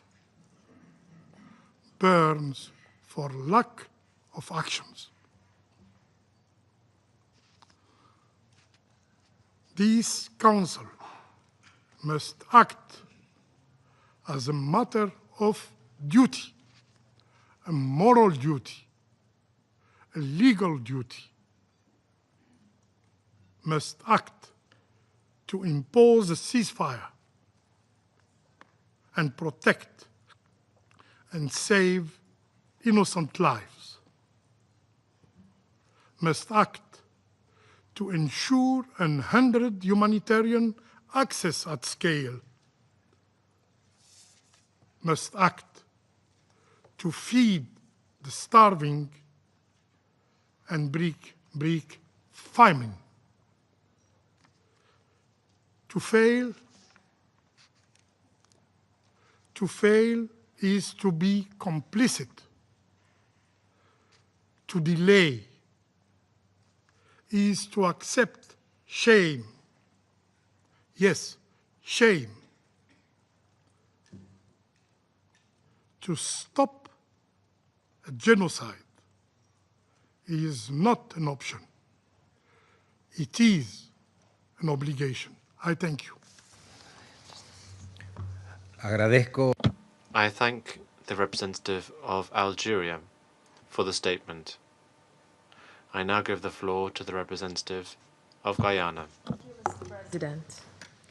At the outset, I thank Assistant Secretary General Masuya and Mr. Alak Barov for their briefings. I also thank Ms. Ashing for her perspective and Save the Children for the work they continue to do under extremely difficult circumstances, and commend Ms. Ilana Gritsuyski for her bravery today in sharing her horrific experience with us. No person should be made to endure such an ordeal, and we remain ready to work with fellow council members to bring an end to the suffering of all civilians who are experiencing suffering on account of the protracted Israeli-Palestinian conflict. Mr. President, the past few weeks have been marked by several extremely troubling developments in the occupied Palestinian territory, further compounding the plight of the Palestinian people and deepening the present conflict. Among those developments was the declaration of famine in the Gaza Governorate by the Integrated Food Security Phase Classification, IPC, with Deir al-Balah and Khan Yunis governorates projected to experience famine in the coming weeks. The conditions imposed by Israel, including severe restrictions on the entry and distribution of humanitarian aid throughout Gaza at scale, and the void created by systematic dismantling of the humanitarian system in Gaza, have contributed in no small measure to this growing humanitarian catastrophe. In addition, the failure to find a resolution to the present impasse between the parties cannot be discounted. The aggregation of these factors has exacerbated the catastrophic humanitarian situation in Gaza, causing a purely man-made famine to take hold. Children are suffering the most, their small bodies wasting away from lack of food and nutrition. Guyana calls on the United Nations, including the Security Council, to exercise its responsibility to protect innocent Palestinian civilians who are suffering the indignity of dying from starvation. Mr. President, another element of concern is the fate of professionals operating in Gaza, or the denial of their entry into Gaza to render life-saving support. Doctors and other medical personnel have been unable to access visas to enter Israel. Many medical personnel have also been killed and injured in attacks on hospitals. Journalists continue to be fatally attacked, including during Monday's horrific attack on the Nasser hospital. We condemn these actions in the strongest terms and underscore that humanitarian workers and journalists are protected under international humanitarian law. We therefore call on the Israeli government to ensure their safety, to investigate the circumstances surrounding the death of those killed during the hostilities in Gaza, and for all perpetrators to be brought to justice. Mr. President, the situation in the occupied West Bank, including East Jerusalem, also remains a point of grave concern for my delegation. Illegal settlements continue unabated, accompanied by violence, displacement, and dispossession. The recent decision to advance the El Settlement plan represents another grave threat to the two-state solution, specifically the contiguity of the Palestinian state. We are also concerned by the direct attacks on Palestinian livelihoods in the occupied West Bank. We have noted, for example, the 29 documented settler-related attacks between 12 and 18 August, at least 23 incidents involving damage to Palestinian-owned property. These attacks destroyed nearly 700 trees and vines, mostly olive and grape, which were uprooted, cut down, or burned alongside the torching of an animal barracks and the vandalism of a water network. What purpose do these actions serve but to further impoverish Palestinians? We call on Israel to abandon its colonial settler policies and practices, which are a source of great oppression to the Palestinian people. Mr. President, allow me to conclude by reiterating the following appeals. First, we reiterate our call for an immediate, permanent, and unconditional ceasefire in Gaza. Second, we call for the immediate and unconditional release of all hostages still held by Hamas and other armed groups in Gaza. The taking of hostages is a war crime, and Guyana condemns such action in the strongest terms. Many families are rightfully distressed over the continued captivity of their loved ones, and the parties to conflict must prioritize the safety and well-being of these individuals. We are equally concerned about the ongoing and arbitrary detention of Palestinians in Israeli jails and call for their release. Third, we call on Israel to lift all restrictions on the entry and delivery of humanitarian assistance throughout Gaza to ease the massive suffering of the civilians. Finally, we call on fellow members of the Security Council to work together to bring a swift end to the Israeli-Palestinian conflict and to offer international protection to the Palestinians. A just and comprehensive solution to the conflict must involve Israel's full withdrawal from the OPT and the implementation of the two-state solution. It is our duty to ensure that this is done. Guyana remains prepared to contribute to these efforts. I thank you. I thank the representative of Guyana for the statement. I now give the floor to the representative of the United States. Thank you, Mr. President, and thank you, Deputy Special Coordinator Alak Barav, Deputy Emergency Relief Coordinator Masuya, and Ms. Ashing for your briefings. And thank you, Ilana Grzycki, for your testimony today and your courage. It reminds us how this war began and why it persists. It is also a reminder that this Council and the United Nations as a whole have failed in their mission. They would do well to listen to voices like yours and learn from what you have been going through. Colleagues, the path to a better future in the Middle East is clear. It starts with freeing Matan and all 50 hostages who remain in captivity nearly 2 years after October 7th, 2023. It means ensuring that Hamas, a barbaric terrorist organization, never controls Gaza again, nor poses a security threat to Israel. The United States continues to work tirelessly to accomplish all those objectives while supporting humanitarian assistance to innocent people in need. We cannot expect peace as long as Hamas is a ruling force in Gaza that is threatening or attacking Israel. It is no coincidence that talks with Hamas fell apart after several countries, including members of this Council, announced their intention to effectively reward Hamas for the massacre by recognizing a Palestinian state, all while hostages are still being held in subhuman conditions. Hamas officials have even said that unilateral recognition is one of the fruits of October 7th.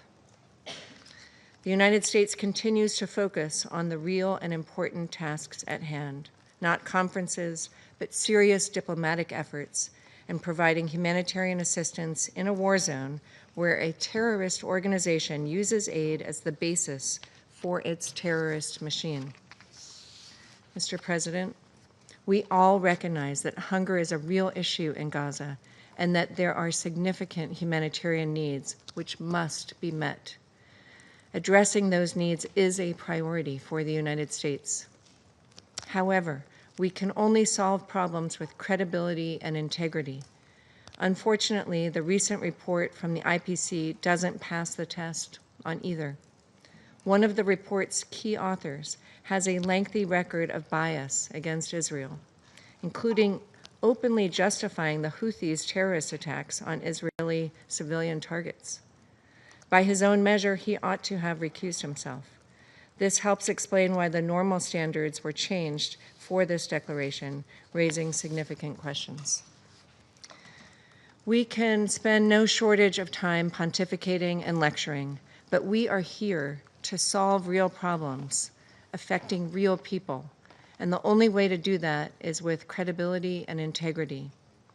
Colleagues, President Trump wants to alleviate the suffering the people in Gaza are experiencing at the hands of Hamas and has prioritized getting aid to people in need while implementing safeguards to prevent Hamas from looting. As of August 26th, the Gaza Humanitarian Foundation has delivered more than 140 million meals directly to civilians in Gaza, 1.5 million meals just today. UN data on the UN's own deliveries tells a different story. Between May 19th and August 25th of this year, over 85% of trucks and 62,000 pallets of aid were intercepted in transit in Gaza. The hard truth is that the international community has poured hundreds of billions of dollars into Gaza over the years, while turning a blind eye to the fact that it was subsidizing and facilitating Hamas's creation of a terrorist stronghold. Colleagues, we will also take this occasion to reject the falsehood that there is a policy of starvation in Gaza. Since the beginning of the war in Gaza, Israel has enabled an unprecedented amount of more than 2 million tons of aid to flow into the Gaza Strip. We are working closely with the government of Israel to increase the flow of aid without benefiting Hamas and are seeing tangible results. Instead of echoing false narratives which only embolden Hamas, prolong the war, and hurt civilians in Gaza, we urge the UN and the rest of this Council to join us in working constructively to deliver aid to civilians that doesn't benefit Hamas. Rather than accept mass diversion of aid as a fait accompli, the United Nations, Council members, and IPC partners should support other mechanisms, including the GHF. We have also seen the Jordan corridor and the facilitation of commercial deliveries of food and other supplies into Gaza, and airdrops by Jordan, the UAE, and other international partners. The United States stands prepared to contribute toward real efforts that will supply life-saving aid to people on the ground in Gaza. Mr. President, we share the same dedication to the hostages underground, starved in tunnels, suffering through Hamas's captivity. Hamas must immediately free all remaining 50 hostages, living and deceased. The reality is that this war could end today if Hamas freed all the hostages and surrendered. We urge the UN Security Council and all members to play a constructive role, call for the immediate release of remaining hostages, hold Hamas to account, and demand it disarm and leave Gaza. Mr. President, we understand that Israel has expressed deep regret for harm to civilians and has already released findings from its investigation into the strikes on Nasser Hospital.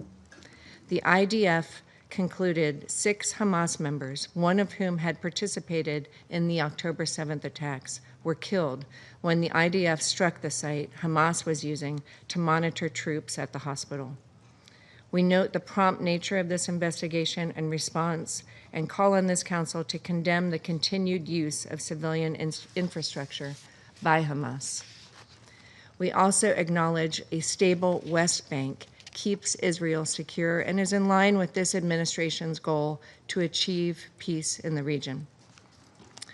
Finally, Mr. President, the United States welcomes the government of Lebanon's decision to task the Lebanese armed forces with a plan to bring all weapons under state control by the end of the year. This historic step shows the Trump administration continues to work toward peace and stability with our partners in the region. The Lebanese armed forces now must act to fully implement the government's decision. The United States will do its part to help forge a new reality in the Middle East alongside Israel and our partners. The Middle East can still be a region of opportunity, innovation, prosperity, and peace. We cannot miss this historic opportunity. Thank you.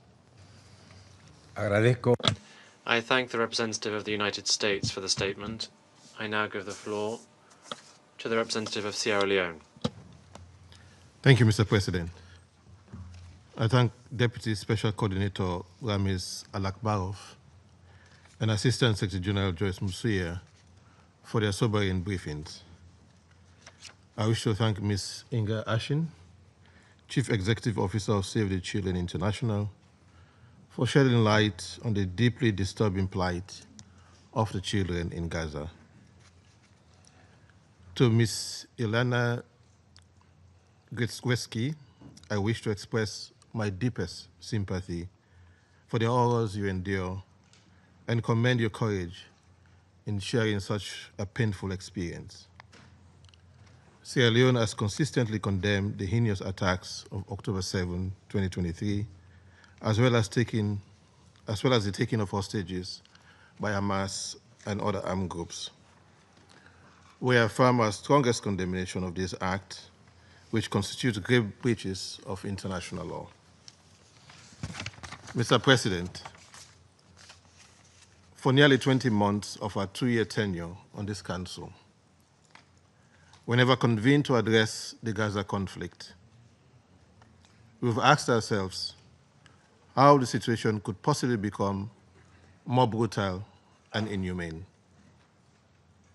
Each time we're confronted with new depths of suffering, from the decades-long occupation and blockade of Palestinian territory to the heinous Hamas October 7 attack of 2023, to the ongoing plight of hostages and detainees, reported incidents of sexual violence, and now famine. The picture is one of mass atrocity crimes unfolding in real time. Distressingly, even international judges and prosecutors seeking accountability have faced threats and sanctions. Taken together, these elements point to credible indication of genocidal act and intent that cannot be ignored. On the dilemma of what more to say, we could today focus on recent atrocities, including the double strike on the Gaza Nasser Hospital. As a country that once benefited from regional and international solidarity through ECOWAS and the United Nations, during our most difficult days, Sierra Leone feels a deep responsibility to speak plainly on behalf of the victims and to urge an end to the ongoing inhumanity and indignity. We therefore offer the following observations. First, amid this bleak picture, Sierra Leone wishes to commend the principal leadership of the United Nations Secretary General, Antonio Guterres, and the work of the UN leadership and teams in the field. Throughout this crisis, the Secretary General has spoken with clarity and courage, affirming that every war has rules and calling out violations of international humanitarian law. He has reminded the world that the horrors of Gaza did not happen in a vacuum, while condemning in equal measure the heinous terrorist attacks against Israeli civilians. For this, he has faced vilification, yet his voice has been a moral compass in a time of deep division. Sierra Leone stands firmly in support of the Secretary General's continued calls for restraint, for compliance with international humanitarian law, and for an immediate humanitarian ceasefire. Second, what is unfolding in Gaza is not random. It is a systemic pattern of atrocity crimes. We note reports of indiscriminate and disproportionate bombardment in densely populated areas, the deliberate deprivation of food, water, medicine, and fuel, the razing of entire neighborhoods, attacks on hospitals, ambulances, and shelters, and the killing of journalists, medical workers, and aid staff. The Integrated Food Security Phase Classification Famine Review Committee has determined that famine is currently occurring in Gaza Governorate and that Deir al-Balah and Khan Yunis Governorate are identified as most vulnerable in the coming weeks. This Gaza famine is not a natural disaster. It is man-made, the result of deliberate obstruction and denial of humanitarian assistance, as we've heard from Ms. Ashin. Under international law, genocide includes killing members of a group and inflicting conditions of life calculated to bring about its physical destruction in whole or in part. Today in Gaza, we see undeniable warning signs of exactly such destruction being inflicted on a civilian population. The International Criminal Court has already issued arrest warrants that include the war crime of starvation. The International Court of Justice has ordered the government of Israel to take all measures to prevent genocide and to enable humanitarian relief. Yet, the devastation continues, and the orders of the ICJ are openly disregarded. The pattern, regrettably, is not confined to Gaza. In the West Bank, including East Jerusalem, we see a parallel strategy: a surge in settler violence, the expansion of illegal settlement, and plans that threaten to sever territorial contiguity. Entire communities are being uprooted, with the clear effect of rendering life unviable for Palestinians and making the two-state solution increasingly unviable. Salem views this development with grave concerns. The parallels to ethnic cleansing are unmistakable.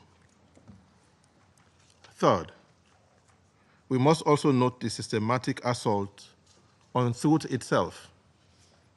As stated, the Secretary General has been subjected to campaigns of vilification simply for speaking the truth. The United Nations and its agencies have faced unsupported accusations. Even UN facilities, including schools and shelters, have been struck, undermining their essential humanitarian work. Journalists and media workers have paid with their lives in unprecedented numbers. News bureaus have been bombed, communications cut, and reporting stifled. Medical personnel, doctors, nurses, and paramedics have been attacked in clearly marked facilities and ambulances. Independent experts have described this as a war on healthcare. At the very least, these attacks amount to war crimes and crimes against humanity. Silencing those who bear witness to suffering is an attack on truth and human dignity. Without truth, atrocity flourishes unchecked. We therefore call on all parties to respect the independence of the United Nations and ensure the safety of humanitarian actors, journalists, and medical workers. Mr. President, this council was created to respond to threats to international peace and security and to prevent the very horrors we are now witnessing. Yet, despite overwhelming evidence of atrocity crimes, our response has been disturbingly paralyzed. This echoes the darkest chapter of the 1990s, when the Council was rebuked for its failures during the genocides in Rwanda and Srebrenica. Then the world asked how the international community could stand by in silence. Today, the same question will be asked of us in our failure to act.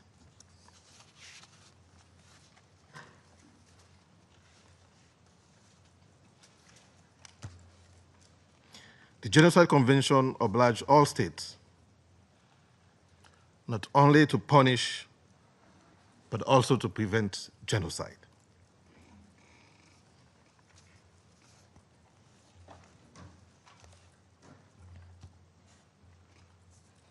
Inaction or paralysis in the face of clear warning signs is not neutrality.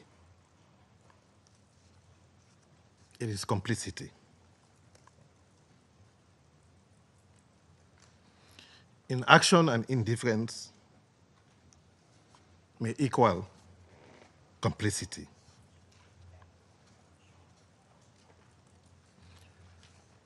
Future generations will look back and ask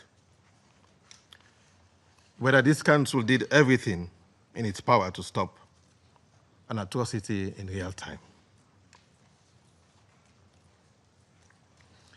History's judgment will be unforgiving if we fail to rise to this moment.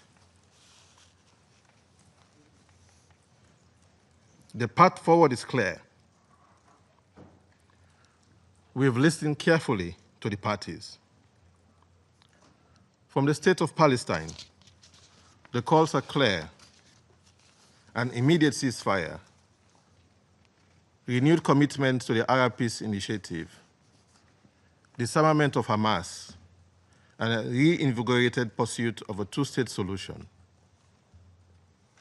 From Israel, we hear the imperative of freeing hostages, the need for security, and the desire to live in peace and normalization with Middle Eastern states. These objectives are not mutually exclusive. They are interdependent. A cessation of hostility is indispensable to save Palestinian lives and uphold their right, just as the release of hostages and security guarantees are indispensable for Israelis. There must be an immediate, comprehensive, and sustainable humanitarian ceasefire. There must be unfettered humanitarian access, with all crossings open for food, medicine, fuel, and water. There must be the immediate and unconditional release of all hostages and humane treatment of all detainees.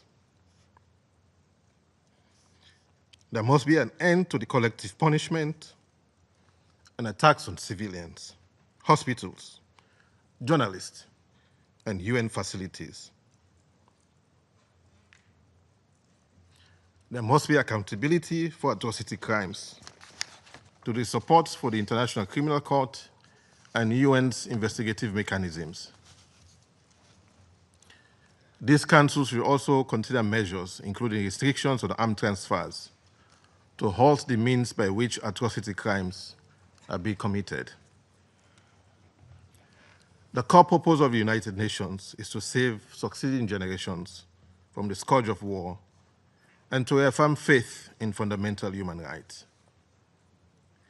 In Gaza today, we face a moral test that will define our legacy. Never again was a vow made after the genocides of the last century, but it becomes meaningless if we turn away now. Sierra Leone's position is clear. We cannot be silent, we will not be complicit, and we will continue to raise our voice for the victims. Major General Henry Kwame Ayodoho, who served as Deputy Force Commander of the UN peacekeeping mission in Rwanda in 1994, once recalled that when confronted with a difficult choice, he said, and I quote, "We had to act according to the dictates of our conscience," end of quote. This is such a moment. For the sake of international law, for the sake of humanity, for the sake of the children who are starving as we speak, the time for action is now. I thank you. Agradezco. I thank the representative of Sierra Leone for the statement. I now give the floor to the representative of China. President, I thank the briefers for their briefings. The Gaza conflict has persisted for nearly 700 days.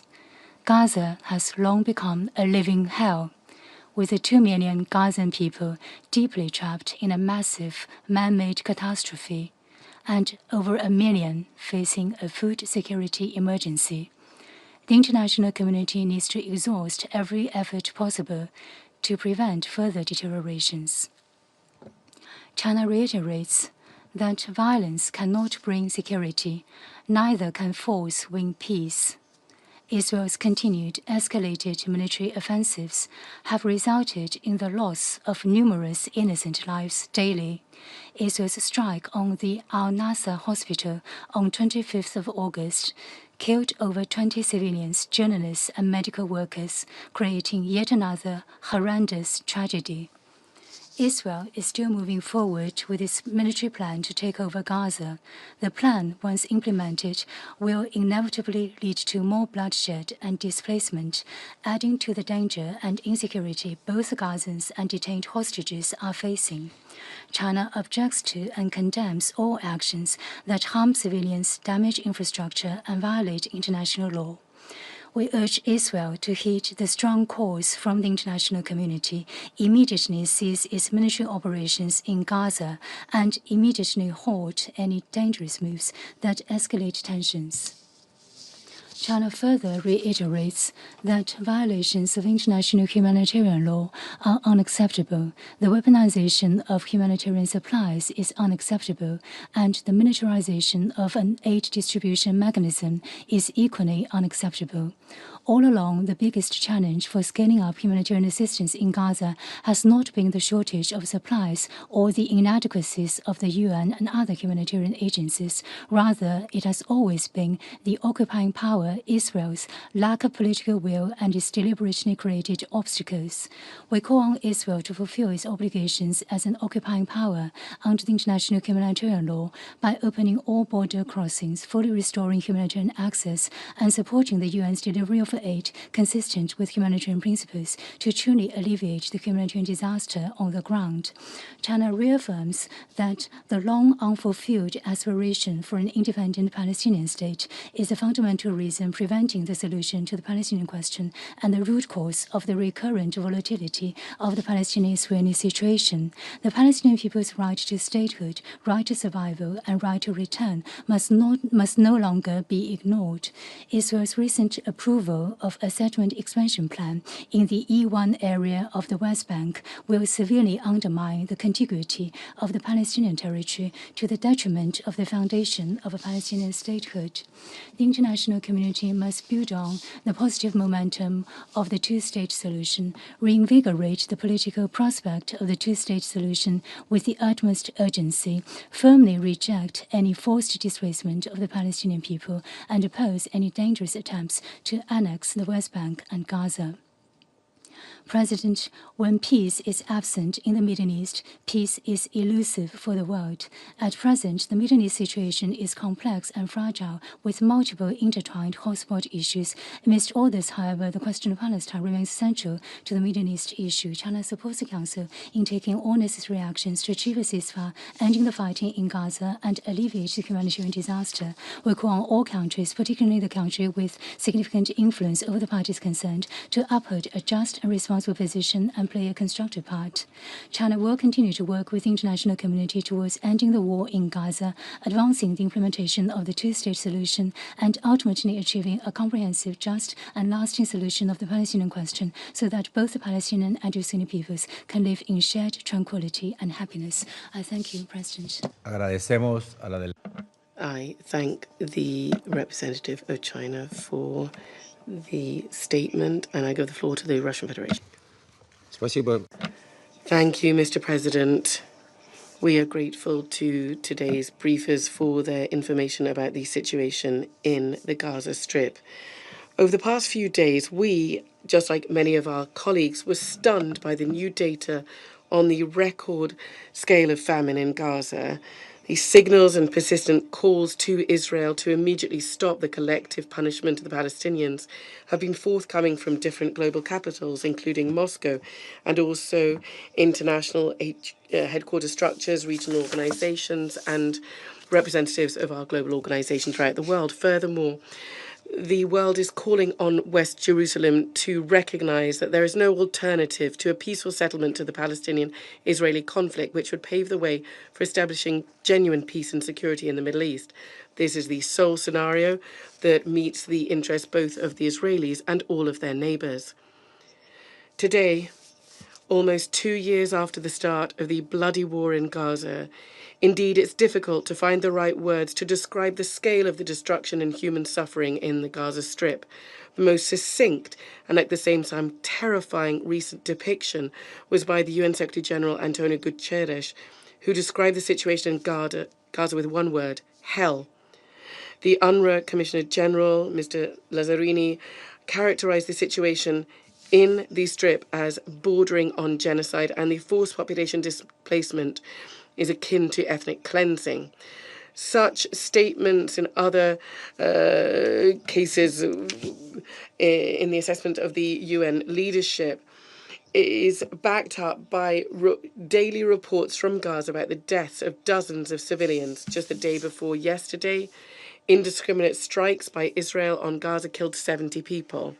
2 days ago, live on air, as a result of the attacks on the Strip, the Nasser hospital was destroyed and more than 20 people were killed, including 5 journalists.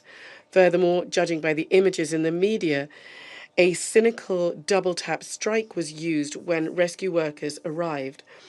Even Benjamin Netanyahu already admitted that Israel's direct responsibility for what occurred, calling it a tragic mishap and promising to conduct an investigation. Mr. President, we'd like also to draw your attention to the actions of the so-called Gaza Humanitarian Foundation. Since the foundation started its work in May this year, the situation has turned into a completely tragic and unacceptable one.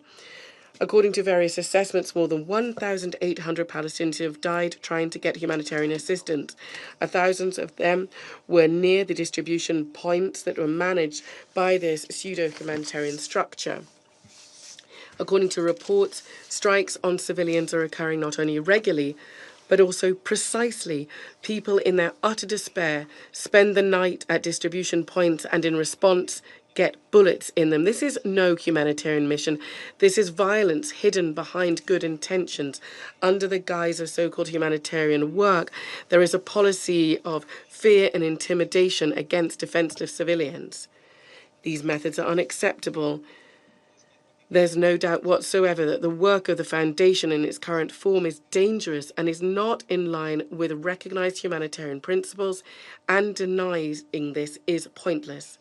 Mr. President, given this, we're seriously concerned about reports in the media that the UN Secretariat, allegedly ceding to pressure from Israel and the US, has committed to ratcheting down the rhetoric regarding the GHF.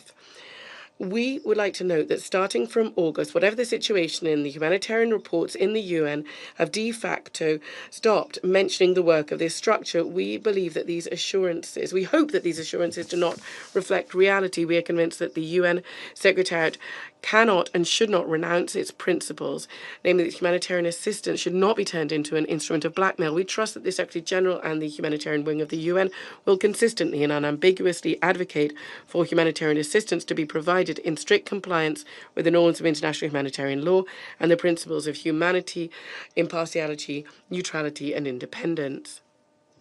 Mr. President, the horrific statistics of the number of victims caused by the Israeli military operation in Gaza, more than 63,000 Palestinians have died, is in no way stopping the Netanyahu government that has opted to cleanse the densely populated Gaza city and to take total control over the Gaza Strip.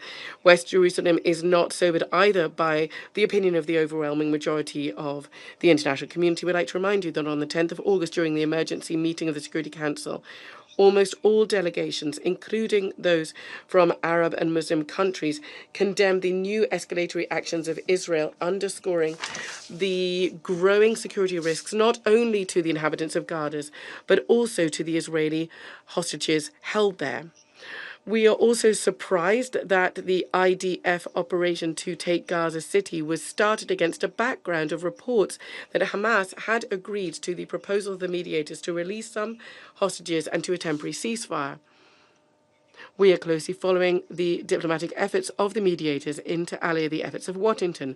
Quite frankly, we do see some discrepancies in the views on how the negotiations are going. American colleagues are always saying that Hamas is refusing to do a deal. The US delegation has been trying to convince the Security Council at least of this over the past few months. At the same time, there are signs that the movement is prepared to do a deal. and Israel is either rejecting the mediator's proposal or is simply expanding the hostilities on the ground and is not demonstrating real interest in reaching agreement. This was publicly announced yesterday in the Qatari media, which, along with the US and Egypt, is participating in the negotiations. We have heard, colleagues, about the American aggressive diplomacy on the ground for some months now, but once again, we regrettably are convinced that it is not giving encouraging results. We would urge our American colleagues to think not only about the interests of Israel, that they have been banging on about with great zeal, but also the fate of Palestinian civilians whose lives and futures today, to a large extent, depend on the action or the inaction of this council. Sir, multilateral diplomacy alone, which we are strongly urging our US colleagues to engage in, can and should give a chance to revive the two-state formula. This principle, enshrined in the relevant resolutions of the Security Council and the General Assembly of the UN, today truly is under threat. The reason for this, and in the case of the man-made humanitarian disaster in Gaza that runs counter to international law, is Israel's policy to establish new facts on the ground. The most high-profile was the recent decision by the Higher Planning Committee to approve settlement construction in Area E1 in the West Bank to the east of Jerusalem. We all understand that the implementation of this large-scale expansionist project will breach the contiguity of the territorial integrity of a future Palestinian state, dividing up the West Bank into two isolated enclaves, separate from each other. What is frightening in this regard is not only the concept itself and the unambiguous utterances of Israeli officials. For example, the Minister of Finance, Mr. Smotrich, clearly stated that the plan would permanently bury the idea of a Palestinian state. That's the end of quote. But also that such provocative acts are enjoying support from some American senior diplomats. The US ambassador to Israel, Mr. Mike Huckabee, pointed out that the E1 area construction apparently did not violate international law. Such opinions directly run counter to the foundational documents of Middle East settlement process and also the recent decisions of the Security Council, including Resolution 2334. Mr. President, in conclusion, we'd like to underscore our unwavering stance in favour of having diplomatic settlement alone to the Palestinian question based on the two-state, two-people solution to meet the legitimate concerns of Israel in the area of security and also the rightful expectations of the Palestinian people to their own state. The alternative to this is further isolation of Western Jerusalem and the international scene and the growth and the number of civilian in Gaza victims. Israel is thus not going to solve the problem of its own security, but it would just be simply pushing it off by fostering revenge and hatred among young Palestinians. This is extremely short-sighted and an irresponsible policy. Thank you very much. I thank the representative of the Russian Federation for the statement. I now give the floor to the representative of Pakistan. Thank you, Mr. President. We thank Deputy Special Coordinator for the Middle East Peace Process, UN Resident and Humanitarian Coordinator, Mr. Ramiz Al-Akbarov, and Assistant Secretary General for Humanitarian Affairs and Deputy Emergency Relief Coordinator, Ms. Joyce Masuya, for their comprehensive briefings. We are also grateful to Ms. Inger Esching, CEO of the Save the Children International, for her sobering briefing. Indeed, it was moving. The predicament of the Palestinian children under occupation.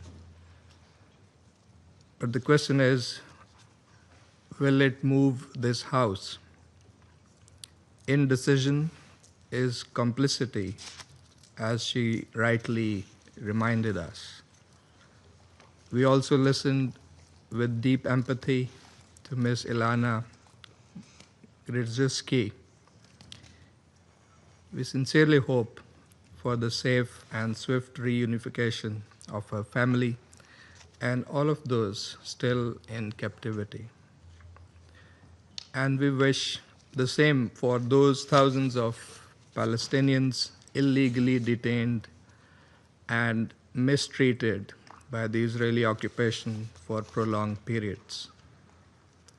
Healing there must be for everyone. Healing that corresponds to the human suffering of all. Healing that would eventually close and cure the wounds inflicted by decades of occupation.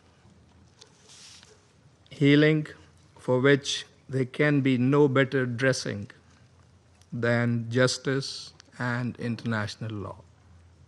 Healing that can start now with a ceasefire.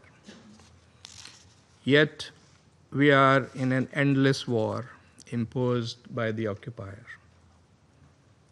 Mr. President, it has now been 691 days of unrelenting tragedy in Gaza. During this period, Israel has trampled every principle of international law and international humanitarian law with utter impunity. More than 62,000 Palestinians have been killed, among them over 19,000 children, 10,000 women, and at least over 270 journalists and over 360 UN aid workers. Civilian life has been deliberately and systematically dismantled. Even Israel's own military data, as reported in the international media, admits that 83% of those killed are civilians. How can this ever be justified or defended? This cannot be collateral damage. It is mass carnage. Today, no place in Gaza is safe.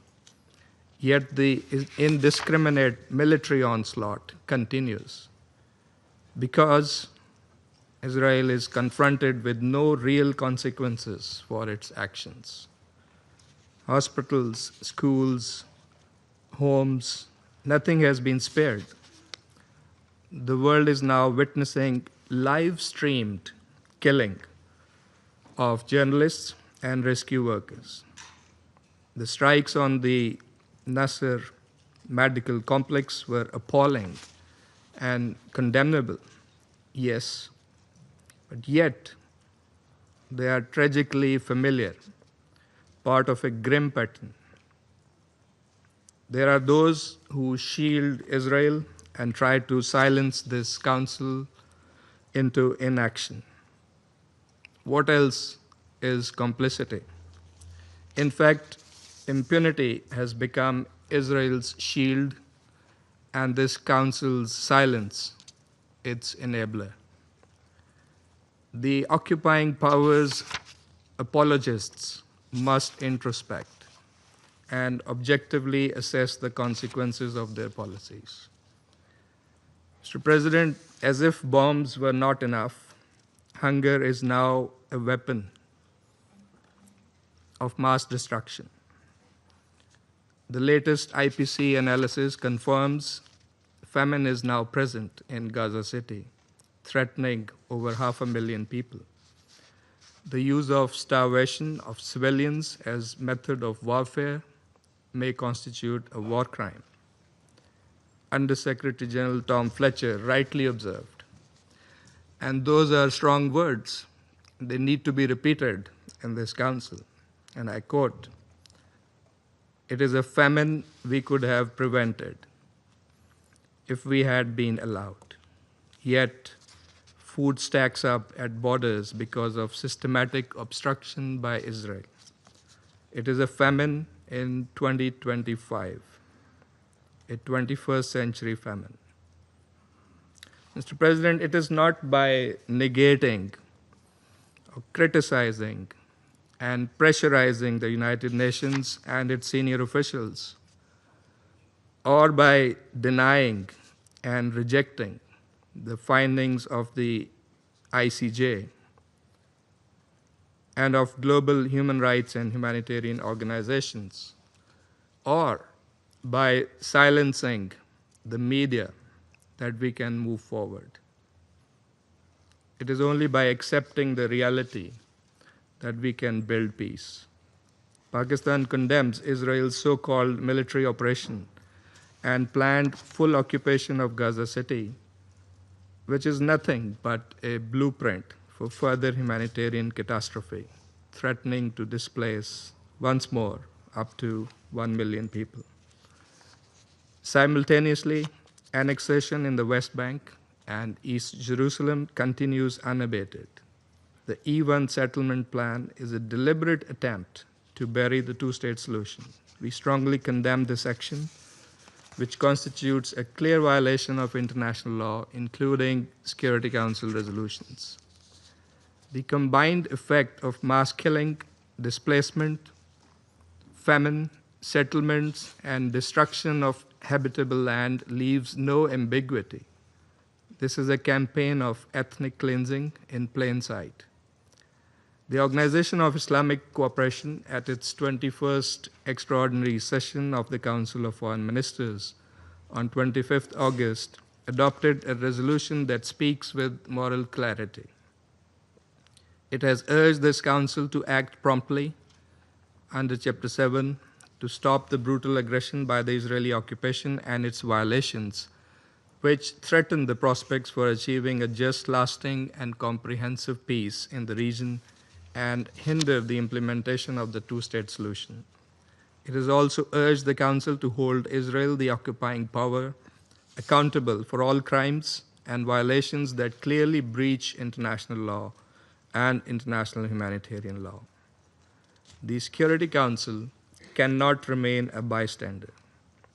It must act now, with resolve, to fulfill its charter responsibility for the maintenance of international peace and security. It must demand, first, an immediate, permanent, and unconditional ceasefire across Gaza and the occupied Palestinian territory, with full implementation of Security Council Resolution 2735. We appreciate and support the efforts led by the United States, Egypt, and Qatar, and hope these will result in an early ceasefire. Second, an immediate and unconditional lifting of all restrictions on the entry of humanitarian aid into Gaza and its safe and unhindered distribution to the population in need of such assistance, as well as the restoration of all essential services.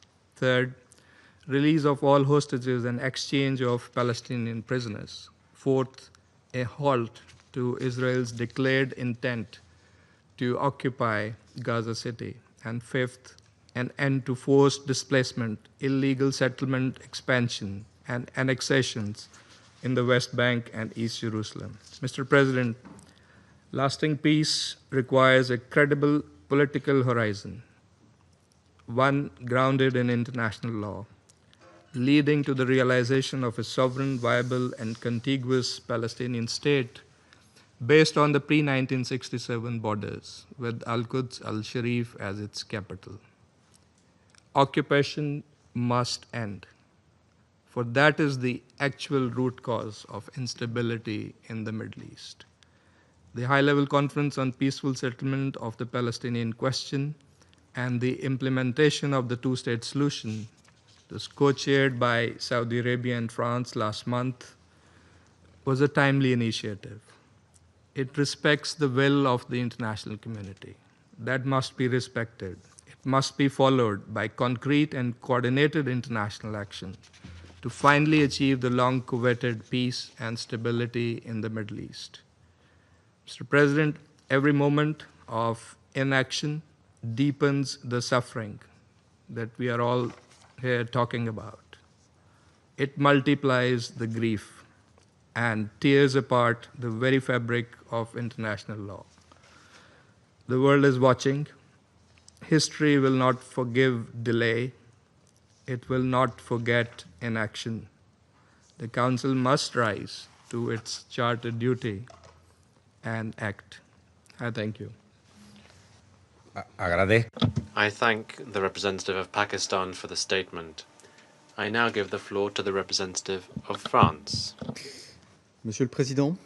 Mr. President, First of all, I would like to thank the Deputy Special Coordinator of the United Nations for the Middle East Peace Process, Mr. Ramiz Al-Kabarov, and also the ASG for Humanitarian Affairs, Ms. Joyce Musuma, for their briefings. I would also like to thank Ms. Inga Ashing for the briefing on the very devastating consequences of the situation in Gaza. I would like to say that it's very important for the very moving testimony of Ms. Grzewski to be heard. She is extremely courageous, and we're pleased she was here in the Council. Sir, France reiterates that it stands firmly in solidarity with the families of all hostages who must be released immediately.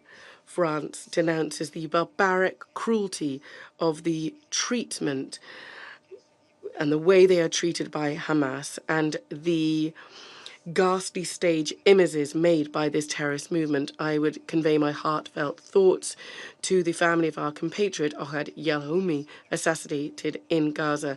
We will continue to act unfailingly to ensure the return of all the hostages, and we will continue to rally against anti-Semitism and the barbaric acts that anti-Semitism engenders throughout the world.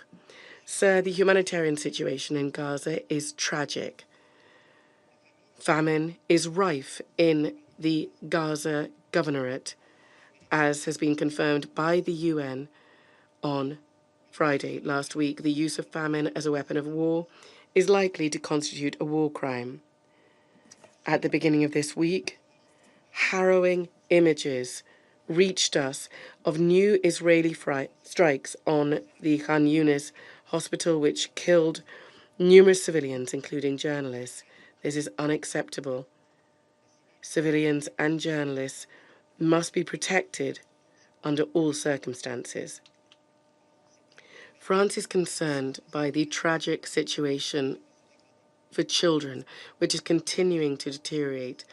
As we've heard from Ms. Inga Ashing's statement, Israel, in line with international law, is bound to ensure the protection of civilian populations and infrastructure and to facilitate the delivery of humanitarian assistance. Civilians, including journalists and humanitarian workers, must not be targeted, whatever their nationality. This Council must speak with one voice on this issue. France stands ready to support all Security Council initiatives along these lines. The approval by the Israeli government of the expansion of military operations in Gaza and the occupation plan of Gaza seems as if they're forging ahead regardless. These operations will in no way ensure Israel's security. France reiterates its opposition to all forced displacement of the people in Gaza that would constitute a new grave violation of international law. Mr. President, there is an alternative that France and the other signatory states of the New York Declaration proposed: an immediate and permanent ceasefire. That is the top priority. And France is grateful for the unfailing efforts of Qatar, Egypt, and the US to achieve this. Also, the release of all hostages, mass delivery of humanitarian assistance, and a lasting political solution, including the disarmament of Hamas and the deployment of a temporary international stabilization mission. This mission's aim would be to ensure the security of Israelis and Palestinians, to enable the return of the Palestinian Authority to Gaza, and to contribute to the implementation of the two-state solution. France will work along these lines with its partners. France furthermore calls upon the member states of the United Nations who have not yet done so to endorse the New York Declaration. The implementation of the two-state solution is threatened more and more each day. In the West Bank, the approval of the E1 settlement project by the Israeli authorities has an assumed aim of making the implementation of a Palestinian state impossible. France reiterates its condemnation of settlements and of all the tension and violence that this caused, France will remain mobilised alongside its European partners to bring an end to this, including through new sanctions against those individuals and entities responsible for settlement activity. Mr. President, we are at a crossroads today. Our mobilisation must not flag. We need to draw on the success of the international conference that took place here in New York in July, and we need to keep going along the right tracks. The future of all inhabitants of Israel and Palestine depends on it today and tomorrow. Thank you very much. I thank the representative of France for the statement. I now give the floor to the representative of Denmark. Thank you, Mr. President. At the outset, allow me to thank ASG Masuya and Chief Executive Officer Ashing for their powerful briefings. Through you, I would like to extend Denmark's sincere gratitude to your teams and organizations for their life-saving work in Gaza, operating in unimaginably difficult circumstances. I also thank Deputy Special Coordinator Alak Barrow for his insightful briefing. Ms. Skutsevsky, thank you for your courageous testimony. The horrors you and your loved one have suffered are simply unthinkable. I assure you, we are not, and we have not, been silent in the face of these heinous acts. Mr. President, there is no denying it. The famine that we have all feared is now a confirmed fact in Gaza City, and it is expected to affect more areas by September. At least 500,000 people in Gaza are facing the most severe conditions of starvation, destitution, and death. This famine is not an unforeseeable disaster, not a sudden shock that caught us unprepared and by surprise. It was never inevitable, nor beyond prevention. This famine is first and foremost a result of Israel's actions to restrict humanitarian aid, including food and other essential goods. We urge Israel to immediately change course. Immediate, large-scale, unobstructed, multi-sectoral humanitarian assistance is critical to avert further destitution, starvation, and death. Immediate and decisive action will save lives. Mr. President, we are deeply shocked by another attack on a medical facility in Gaza, namely the Nasser Hospital in Khan Younis this Monday. Civilians, health workers, and journalists must be protected. In order to lessen the enormous pressure on Gaza's health facilities, we call for the resumption of medical evacuation corridors from Gaza to the West Bank, including East Jerusalem. Additionally, we call on Israel to lift restrictions on essential medicines and medical equipment to Gaza that are currently denied on the grounds of being dual use. Civilians, including humanitarian workers and UN personnel, as well as civilian infrastructure, must be protected by all parties in accordance with international humanitarian law. The full-fledged UN humanitarian aid system must immediately and unconditionally be allowed to return. Due to Israel's new restrictive registration requirements, essential international NGOs may be forced to leave imminently, which would further worsen the already catastrophic humanitarian situation. We repeat our call on the government of Israel to provide authorization for all international NGO aid shipments. Humanitarian aid must cease to be politicized and used as a political bargaining chip in Gaza. Mr. President, in the midst of this catastrophic situation. A military campaign targeted at Gaza City is being launched by Israel. We condemn this decision, which will only lead to more unbearable suffering for the civilians of Gaza City. We urge Israel to halt this operation. Mr. President, Denmark reiterates its firm condemnation of the heinous terrorist attacks on 7 October 2023 perpetrated by Hamas. There can be no justification for this attack, nor for the despicable maltreatment of the hostages. However, we have consistently stressed that Israel's response must be exercised in compliance with international law and with full respect for international humanitarian law. The fight against terrorism cannot come at the expense of the rules that safeguard humanity. We reiterate our support for the mediation efforts by the US, Egypt, and Qatar, and repeat calls to reach an agreement for an immediate and lasting ceasefire and an immediate and unconditional release of all hostages, including, of course, Mitskusevsky, your partner. Mr. President, with the world's attention on Gaza, Israel has decided to approve the E1 settlement plan that, if implemented, will divide a Palestinian state and thereby undermine the two-state solution. Denmark strongly condemns this decision, which is taken in the midst of deeply unsettling reports of intensifying violence, intimidation, and land grabbing in the West Bank. Mr. President, in closing, we need initiatives that bring us closer to the two-state solution, not further away from it. We need initiatives aimed at lasting peace and security for both Israelis and Palestinians.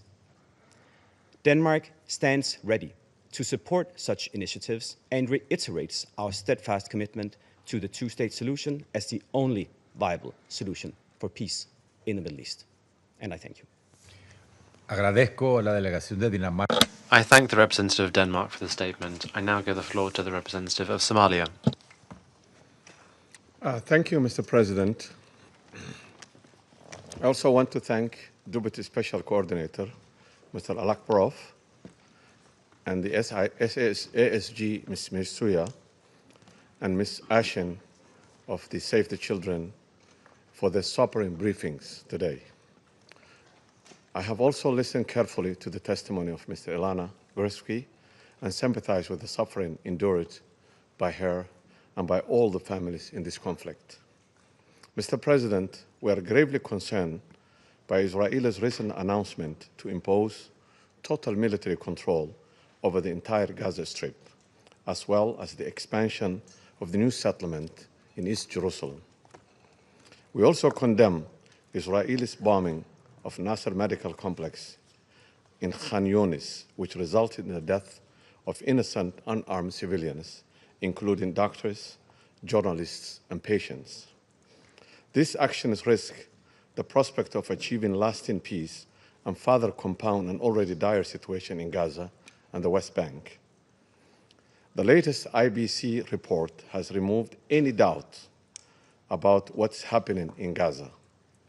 Famine is no longer looming. It's a man-made famine, and it's happening in Gaza. The death of children from hunger and disease is not a forecast, it's a fact. Entire families are starving in full view of this council, despite the presence of international humanitarian system that could save them if only they were allowed to act. Let us be absolutely clear. Famine in Gaza is not an natural occurrence caused by drought, failed harvest, or sudden catastrophic beyond human control. It's a man-made, deliberately created through a siege, blockade, and systematic obstruction by Israelis. The international humanitarian law is explicit. The starvation of civilians as a method of warfare is a genocide and it's prohibited. Attacks on objects indispensable to survival food stocks, water systems, agriculture, medical facilities are prohibited under international humanitarian law. The Fourth Geneva Convention requires the occupying power to ensure the welfare of the civilian population under its control. Mr. President, Somalia stresses the following points. First, a blockade must be lifted, not partially, not temporarily, not heroically, but fully and immediately. Every day of a delay means more children are buried, more families are lost. Crossings must be opened and kept open. Second, humanitarian access must be sustained, predictable at scale. 8 convoys carrying fuel, medicine, and essential goods must be allowed to flow without arbitrary inspections, delays, or denials. Third, civilian infrastructures must be protected. Hospitals, bakeries, water networks, schools are not legitimate targets. Fourth, we call for an immediate and unconditional ceasefire and reiterate our call for an immediate release of civilian hostages and detainees. Mr. President, the images and reports coming from Gaza are not abstract. They are skeletal children without access to therapeutic food. They are mothers unable to produce milk for their newborn because they themselves are starving. They are hospitals turned into morgues because generators have run dry. This is the daily reality of the people deliberately held hostage to hunger as a collective punishment, which is a clear violation of international humanitarian law. What we are witnessing is not security, it's a collective punishment, and it's a genocide. Mr. President, we call on this Council to act with urgency and clarity, demand the immediate lifting of the blockade, ensure full, safe, unhindered humanitarian access by all routes and means, protect civilians and humanitarian workers without exemption, call for an immediate and permanent ceasefire, and recommit to a political process that ends the occupation and delivers a just and lasting peace in the Middle East. Somalia reaffirms its unwavering support for the inalienable rights of the Palestinian people, including the right of self-determination to establish an independent, sovereign state of Palestine on the borders of 1967 with Al-Quds al-Sharif as its capital, in accordance with the relevant UN resolutions and the Arab Peace Initiative. Somalia will continue to stand firmly with the people of Palestine in their legitimate struggle for the freedom, dignity, and self-determination. I thank you. I thank the representative of Somalia for the statement.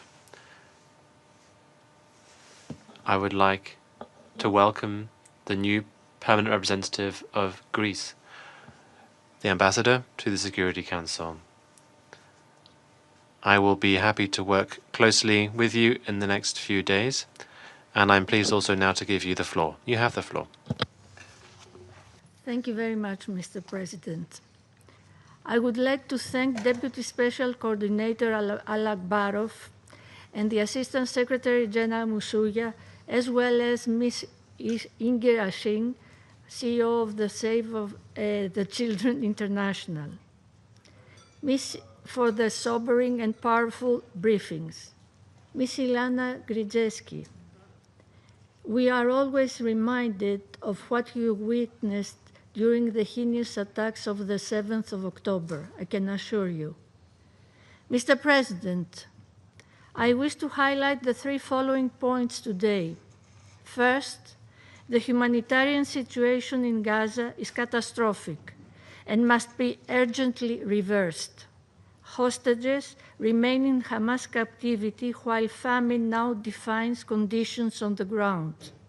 As the Secretary General has rightly stated, images of children suffering despite their innocence from acute malnutrition are harrowing. Greece, alongside its European partners, expressed its grave concern over the expansion of military operations in Gaza. This would only endanger the lives of civilians and hostages, exacerbate the humanitarian suffering, and lead to a large-scale displacement of Palestinians, with greater ramifications for regional stability. Medical personnel and journalists must be protected at all times, and incidents such as the strike on Nasser Hospital in Khan Yunis, which killed civilians, medical staff, and journalists, must be thoroughly investigated. All the while, hostages continue to suffer at the hands of Hamas, as diplomatic efforts led by Egypt, Qatar, and the USA for a negotiated outcome continue. The testimonies of Mrs. Gredzensky and the brother of Etar David, taken hostage by Hamas on 7th of October and held in atrocious conditions for nearly 2 years, as well as the recent appalling footage of the 2 Israeli hostages, remind us of the urgent need for the unconditional and immediate release of all hostages. Lifting the blockade to allow the flow of humanitarian aid is imperative. Greece recently conducted an airdrop of food supplies over Gaza in close cooperation with the EU and other regional partners, including Jordan. Similarly, the resumption of the Cyprus corridor, a critical component of the and contravene Security Council resolutions and international law. We are equally strongly opposed to any attempts of forced displacement of the Palestinian population. Similarly, the escalation of settler violence, including against Christian communities, is alarming and must be addressed without any delay. Third, only a ceasefire and a political solution can end the spiral of violence. After 22 months of suffering, diplomacy must again take center stage.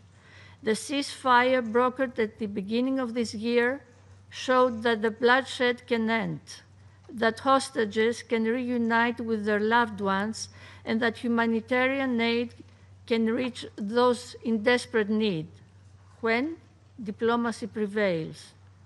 A new durable and comprehensive ceasefire is more urgent than ever, while ensuring that Hamas would not have any government or security role in Gaza. The recent international conference on the implementation of the two-state solution, co-presided by France and Saudi Arabia in New York in the past month, demonstrated broad international resolve to secure peace and stability.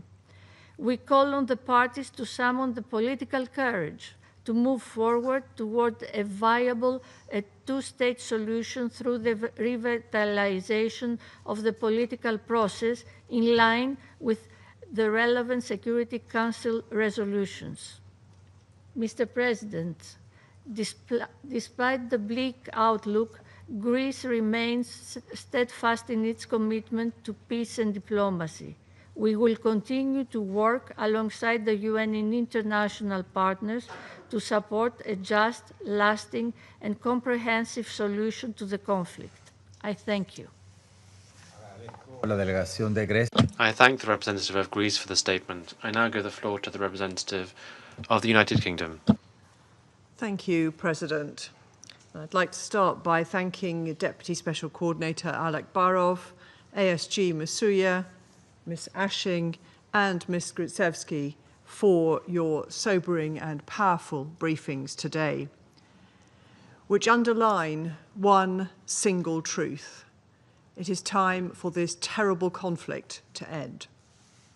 I'll make 3 points, President. First, the IPC's confirmation of famine in Gaza City marks the first officially recorded famine in modern history in the Middle East. It is entirely man-made and, as my Foreign Secretary has said, it is a moral outrage. Over 100 children in Gaza have died of malnutrition, while food is sitting at Gaza's borders. I have two clear messages for Israel. Immediately lift restrictions and allow food, medical supplies, and fuel to reach those in desperate need in line with international humanitarian law. And allow the UN and international NGOs to carry out their life-saving work without obstruction. It is also vital that international humanitarian law is upheld. Israel's attack on Nasser Hospital this weekend, killing civilians, health workers, and journalists, is appalling. We note the ongoing inquiry into this attack, and it is imperative that there are urgent and transparent investigations which hold those responsible to account in a meaningful way. Second, Ms. Gritsevsky provided a truly harrowing account today of the cruelty she experienced at the hands of Hamas terrorists.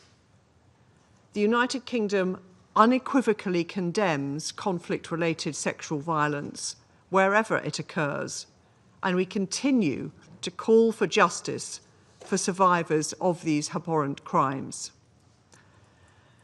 Her briefing also reminded us of the agony of the hostages still held in Gaza, including her partner, Matan Zangawa. The United Kingdom has been clear that Hamas must immediately release all the hostages taken on the 7th of October and lay down their weapons. And I recall that the Security Council has called for the unconditional and immediate release of the hostages in all 4 of our resolutions since the 7th of October. But I reiterate again today that Hamas must be held accountable for their despicable actions and can have no future in the governance of Gaza. A ceasefire remains the best way to secure the release of all the remaining hostages. The Israeli government's plan to expand military operations in Gaza will only put them in further danger. We condemn this decision and urge Israel to change course. Third, Israel's decision to approve plans for settlement construction in the E1 area in the West Bank, if implemented, would be a flagrant breach of international law, and it will take us further away from peace. Israel must retract these plans. The two-state solution conference last month demonstrated the strength of support, the strength of international support for a brighter future for the region. The United Kingdom opposes any actions which undermine the viability of the two-state solution and the long-term goal of Israelis and Palestinians living side by side in peace and security. President, now is the moment for the parties to redouble their efforts to secure an immediate ceasefire. This is the path to end the suffering in Gaza, secure the release of the hostages, and deliver a framework for lasting peace in the region. I thank you. I thank the representative of the UK for the statement. I now give the floor to the representative of Slovenia. Thank you, President. I also wish to thank Ms. Msuya and Mr. Alakbarov for their briefings, and of course our thanks also to Ms. Hashing and Ms. Gritsevsky for their testimonies. Mr. President, we are meeting just over 2 weeks after Israel's announcement of its intention to expand its military campaign in Gaza. At that time, Slovenia, together with the vast majority of this Council, condemned this escalation, which can bring nothing but destruction and further suffering for civilians, medical and humanitarian workers, for journalists, What military necessity can justify the killing of a journalist, of a doctor, a humanitarian worker, or an attack on a hospital? It will only add to an already catastrophic humanitarian situation on the ground. Unfortunately, those warnings were not heeded. Mr. President, since that meeting, we have received news that should deeply shake us all. The United Nations-backed food security classification mechanism has confirmed what many on the ground have been saying for months. Famine has taken hold of parts of Gaza. The official declaration may be recent, but the devastating conditions have long been evident in the lives of children, adults, older persons in the Strip, visible to those willing to see and foreseeable to those willing to care. Colleagues, how many more reports do we actually need? How many more warnings do we require before this Council acts in a decisive and united manner? While Gaza suffers unimaginable devastation, we are also gravely alarmed by the continued deterioration of the situation in the West Bank, including ongoing incursions. The recent approval of settlement construction plans in the E1 area is unacceptable and a clear violation of international law. This reckless move not only undermines the viability of the Palestinian state, but also brings no benefits to the Israelis. Instead, it further entrenches insecurity, instability, and violence. Mr. President, it is clear to nearly every delegation in this chamber that the current trajectory is unsustainable and unacceptable. The longer the Security Council delays meaningful action, the more complicit we risk becoming in the suffering that continues to unfold. We acknowledge and welcome the efforts of working bilaterally or within smaller coalitions to address the crisis. But let us be clear, the United Nations must be allowed to play its role. This is precisely why the UN was created, to act when the world is confronted with threats to peace, gross violations of international law, and mass human suffering. We need a ceasefire. We need full and unfettered humanitarian access to feed the starving, heal the wounded, and bury the dead. We need the immediate and unconditional release of all hostages. We need the restoration of respect for international humanitarian and human rights law, and with it, some sense of basic human dignity. These are not political demands, they are legal and moral imperatives.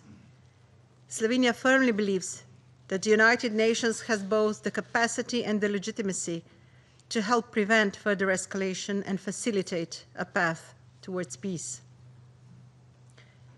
One day the future generations will look on us and ask, how could you allow for this to happen? If we don't act, the history will judge us for sitting aside, being quiet. And the time to act is not tomorrow, the time is now. I thank you. Agradezco. I thank the representative of Slovenia for the statement. I shall now make a statement in my capacity as a representative of Panama. Your Excellencies, colleagues, Panama would like to thank Mr. Ramiz Alakbarov, Deputy Special Coordinator for the Middle East Peace Process and United Nations Resident and Humanitarian Coordinator, and Ms. Joyce Msuya, Assistant Secretary General for Humanitarian Affairs and Deputy Emergency Relief Coordinator. We'd like to thank them for their briefings. And we'd like to reiterate our support for the efforts and work undertaken by the United Nations agencies within their limitations in an extremely complicated environment in Gaza. We would also like to welcome the delegations of Israel and the observer state of Palestine. Panama also wishes to express our gratitude to Ms. Inga Ashing, Executive Officer of Save the Children International, which helps and protects thousands of children in armed conflicts, including the humanitarian tragedy playing out in Gaza today. We would also like to express our respect and solidarity with Ilana Gritsevsky, survivor of the kidnapping in the midst of the atrocious violence that occurred on the 7th of October. Your experience, also characterized by the absence still of your partner Matan, who remains in Gaza, only enshrines the sorrow of this moment, but also the possibility of hope and human dignity. And your account also reflects the tragedy of two peoples who have been trapped in a cycle of increasingly cruel violence for too long. Your Excellencies, for 22 months we have borne witness to a war that continues to claim a human cost that rends the world's moral conscience and demands immediate action from this Council, which cannot continue to stand idly by. From that fateful day, the 7th of October, when 1,200 people were brutally assassinated and 250 people were taken as hostages by Hamas, acts that Panama unequivocally condemns, once again, the violence has not ceased. The suffering of so many innocent people reminds us that a future of peace and dignity for Gaza will only be possible without the terror of Hamas, whose ideology has no place in the life of two peoples who deserve to coexist in peace and security. However, nor can we ignore that the military response that was unleashed after these cruel attacks has only multiplied the suffering and devastation. It has plunged the Gaza Strip into an unprecedented humanitarian disaster and the entire world into a moral dilemma. More than 62,000 Palestinians, including 18,000 children, have died. Tens of thousands have been injured. Millions have been displaced. And entire communities have been reduced to rubble. The humanitarian catastrophe in Gaza, which has been irrefutably, visually and technically borne out by the report from the 22nd of August by the Integrated Food Security Classification, the IPC Famine Review Committee, which concluded that Gaza is already in Phase 5, which means a famine humanitarian catastrophe. According to this report, almost 500,000 people, that is to say 22% of the population, are living in conditions of famine, while in Deir al-Balah and Khan Yunis, the population are facing Phase 4, and in the north, the conditions are similar or even worse. It has been tragically shown that children are dying of hunger in the arms of their mothers, and entire families are surviving without water, without medicine, without shelter. This is not a natural disaster. It is not an inevitability. It is the direct result of human actions and human decisions using famine as a means of applying pressure and oppression. And these decisions do not bring the conflict any closer to an end. On the contrary, they only lead to more violence, more resentment, and more suffering. The attack on a hospital, the Nasser hospital in Khan Yunis, which is not the first attack on a health facility in this war, and which killed more than 20 people, including doctors and 5 journalists, symbolizes how this war has gone beyond all human limits. Deliberately bombing a hospital to silence those who are telling the truth about what is happening on the ground, and then going back to attack the same site, to kill journalists, and those who had gone to the initial site to try to provide aid and medical assistance, and thus to try to save lives. This is a dual direct affront on human dignity and international law.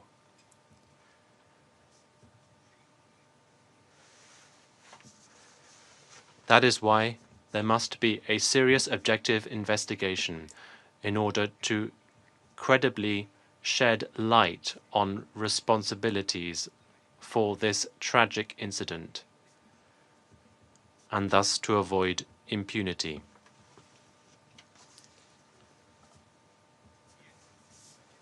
Faithful to its history and its principles, Panama reaffirms its respect and commitment to international law, including international humanitarian law. Panama always promotes dialogue as a way to achieve political understanding and sustainable solutions. The disastrous situation in Gaza cannot, nor must it, lead to complicit silence in the face of actions that run roughshod over international law and run counter to the purposes and principles of the UN Charter. All members of this organization, we have the duty to act always guided by the defense of peace, security, and human dignity, without any exceptions. Palestinian civilians, the hostages, the humanitarian workers, journalists, the disappeared, and all of those who, simply because they are in Gaza, must be protected. They are and will continue to be those who pay the price of decisions taken by political leaders who seem to ignore the voices of the world, demanding for an end to the bloodshed.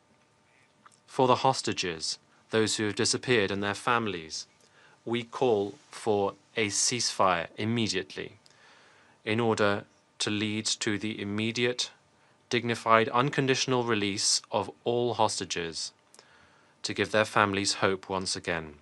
For the Palestinian families, we call for a ceasefire to end the killing and to allow parents to feed their children, to find and bury their loved ones with dignity, and to live without fear of not seeing tomorrow. For the humanitarian agencies and organizations and their workers, we call for a ceasefire to allow full, safe, and unhindered access to save lives without giving their own. For the journalists, we call for a ceasefire to ensure the right to report the truth without paying for that with their lives, to allow them to fulfill their professional and moral responsibility to provide information. For all of those, Your Excellencies, distinguished colleagues, Panama is calling loud and clear for a ceasefire, for human dignity and life. These factors must always be at the heart of all decisions taken. Your Excellencies, victory is not possible if it is built on the corpses of civilians whose human dignity has been buried under the rubble of destroyed cities. The only viable, legitimate plan to achieve peace in the Middle East must involve two peoples, Israel and Palestine, who deserve it, living in security and dignity within internationally recognized borders and with guaranteed rights, free from fear and violence which encompasses them today. I resume my function as President of the Council, and I now give the floor to the permanent observer of the Observer State of Palestine. Mr. President, thank you very much for convening this meeting, and our thanks to all the briefers for their presentations and testimonies to the Council. Before I deliver the rest of my statement, I just want to share with you that maybe thousands of Palestinian children are with us in this room. I see them. I feel them. They are angels. They're coming to you and listening to all of you. And I'm grateful to almost all of you who said so many good things and you demanded immediate ceasefire. So those angels who do not know hatred, they're extending their hands to you. We want peace. We want ceasefire. We want food. We want medicine. We want to stop this war permanently. We want to live in peace with all the children in the region. We don't want the pain that we endure to be endured by anyone else. And I add that those who think that they have a monopoly of pain, they are not really genuine about not feeling the pain of others, because we feel their pain, we understand it because we live it every moment.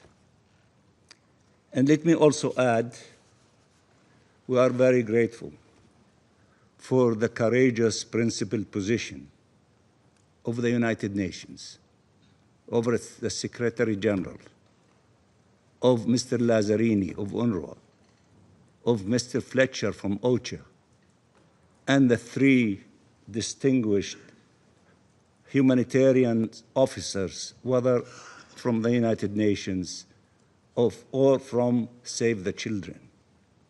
If all those peoples and the ICJ and the ICC and so many other reports are not convincing very small number of people of truly the facts on the ground, and they still believe that there is a huge coalition against Israel, then why don't you, the Security Council, again I call, go to Gaza, meet with everyone, investigate the situation, know what is really happening to the Palestinian people, to the children, to the mothers, to the elderly, those who are starving, those who cannot have a hospital to attend to their wounds. Why don't you go there and investigate that situation? And take with you hundreds of journalists to report if all of the reports of the UN is biased, and if the reports of the IPC is not accurate, go and investigate. Take journalists. Take journalists from Washington, from New York, from Los Angeles, from Chicago, from Israel itself, from everyone. Let them go and investigate instead of killing journalists. If the truth is what we're seeking, aren't these the methods of finding the truth? And go to Tel Aviv. Meet with the families of all the hostages and the tens of thousands who are screaming with them, saying, stop the war now so that the hostages to be released. All the hostages that were released, including this lady with us, Ms. Gritsky, was released because of a ceasefire. Ceasefire, save lives. Release hostages. Continuation of the war takes lives and kill our children and women and many others, including Israelis. So if all these things are fabricated and cannot be trusted, go and investigate so that we can have an agreement over the truth and then decide what is needed. The children, I said, that who are filling this room, Palestinian children, who are asking you for a ceasefire and peace, they want to create a new conditions in the Middle East of coexisting with each other. They want to begin the process of healing. They deserve healing, not some to deserve healing and others do not exist. Everybody deserves healing. We have 2.1 million Palestinians who are still alive in the Gaza Strip. They deserve healing and therefore should be given the opportunity to healing. And let me now deliver my statement, Mr. President. Before the world's eyes and under its watch, Israel has imposed famine on the Gaza Strip. It has done so deliberately, cruelly, as a matter of state policy. The Gaza famine, a famine eating away at infants and children. It was described accurately and vividly by Save the Children. A famine now declared in Gaza City and creeping rapidly all over the Gaza Strip. A famine that could have been prevented if deterrence had matched the level of the crimes committed. Israel was presented with a ceasefire deal that could save the lives of 2 million Palestinians and 20 Israeli hostages. But it has chosen instead to expand its military control, escalate its brutality, and continue killing innocent civilians. Again, it does so deliberately and systematically, obsessed with one objective since day one: displacement and disposition of the Palestinian people, a continuum it has pursued for nearly 80 years. So instead, while the world demands a ceasefire, permanent ceasefire, Israel has indicated clearly that it wants to expand its crimes. Rather than put an end to them, that its choice remains violence, death, and destruction. So again, the world was witness to Israelis' execution of civilians in broad daylight. The second strike on Nasser's hospital was a premeditated strike on medics and journalists who arrived at the scene after the first strike. This is not a war. These are atrocities committed against an entire civilian population, 2 million people, and against all those trying to assist them, to save them, and against all those documenting the crimes.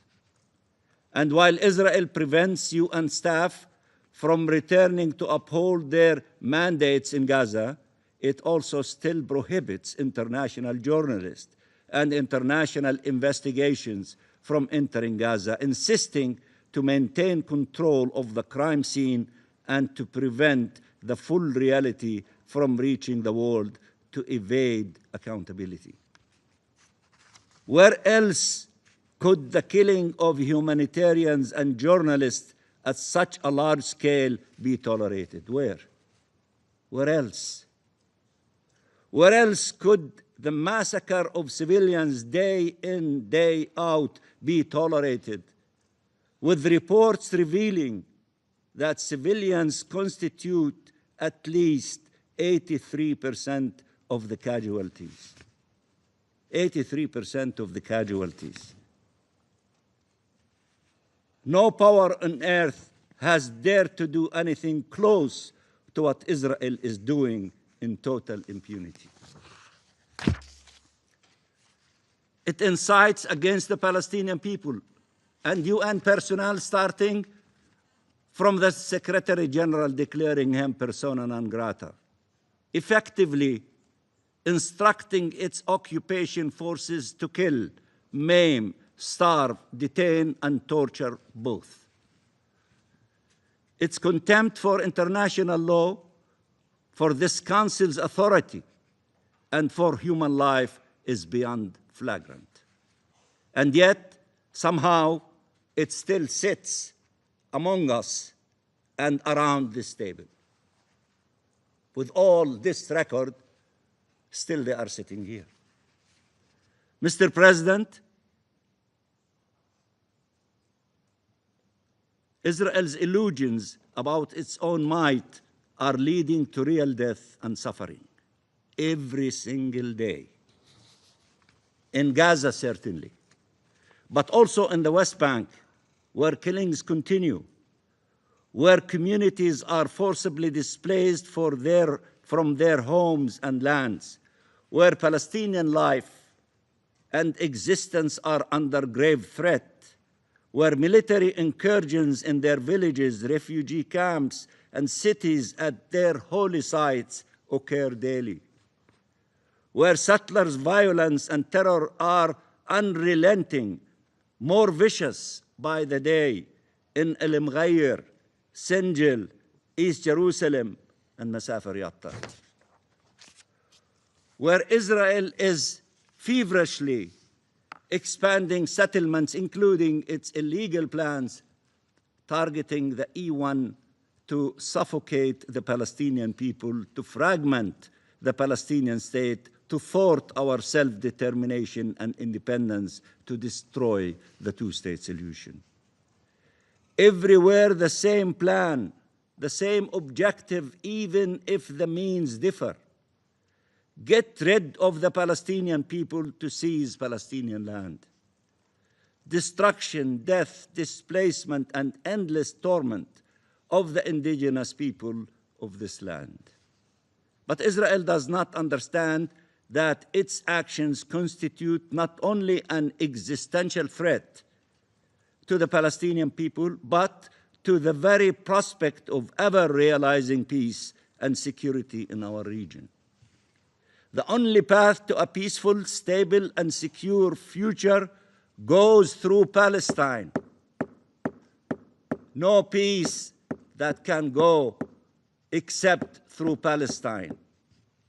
An independent and sovereign Palestinian state, a Palestinian people exercising all their rights, attaining justice and living in safety and dignity in their land, living side by side in peace and security with Israel in a region that can then finally enjoy shared peace, security, and prosperity. That vision has been enshrined in countless United Nations resolutions, including of this Security Council, and that is the promise of the New York Declaration. The outcome of the International Conference on the Peaceful Settlement of the Question of Palestine and the implementation of the two-state solution that we must now transform into reality. Mr. President, the Security Council must act now. Almost all of you said that, and the Palestinian children angels are telling you, act now. And with absolute urgency to end the Israeli atrocities and this imposed famine. It cannot continue to delay Chapter 7 action. And my colleague from Pakistan referred to the declaration adopted in Jeddah by the emergency meeting of the foreign minister of the OIC, which I had the honor of representing Palestine in, decided and is urging you to act on the basis of Chapter 7. The world must act to halt this genocide on the Palestinian people and to protect them from Israelis' plans of erasure. States around the world must intensify their efforts to deter these crimes and hold their perpetrators accountable. We need real pressure to stop the flood of suffering and start the flood of humanitarian aid into Gaza, to restore the United Nations presence, including UNRWA, in the occupied Palestinian territory, and restore humanity to humanitarian aid to save millions of people and to let the healing of the unimaginable loss, pain, and trauma to begin. Gaza is hell on earth, but Gaza is the biggest storage place of pain, suffering, blood, tears, and agony. It will be remembered to be the biggest storage place of pain on earth. The pain that our people are going through is beyond description, beyond description. And those who are in pain, they understand the pain of others. They do not claim monopoly in pain for themselves only. Only those who live pain genuinely can understand the pain of others. And that's what unites them with all those who suffer together, and then they hold hands together to put an end to the pain of everyone, not the pain for some and deny it to others. We need a protection force to save our people. This war of atrocities must end, and we are ready for the day after. As Palestine, as Arabs and Muslims countries, and as international partners, and there are so many of them, not only in Europe, but in Europe, North America, in South America, in Africa, in Asia, everywhere. We have a clear plan for the day after, with regional and international support, and Palestine is committed to do its part to ensure its success. Gaza is an integral part of Palestine, and its future is Palestinian.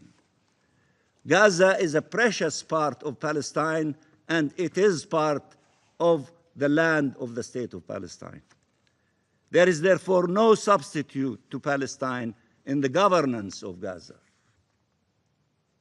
And Palestine recognizes that its own success is dependent on cooperation with regional and international actors who also have a key role to play.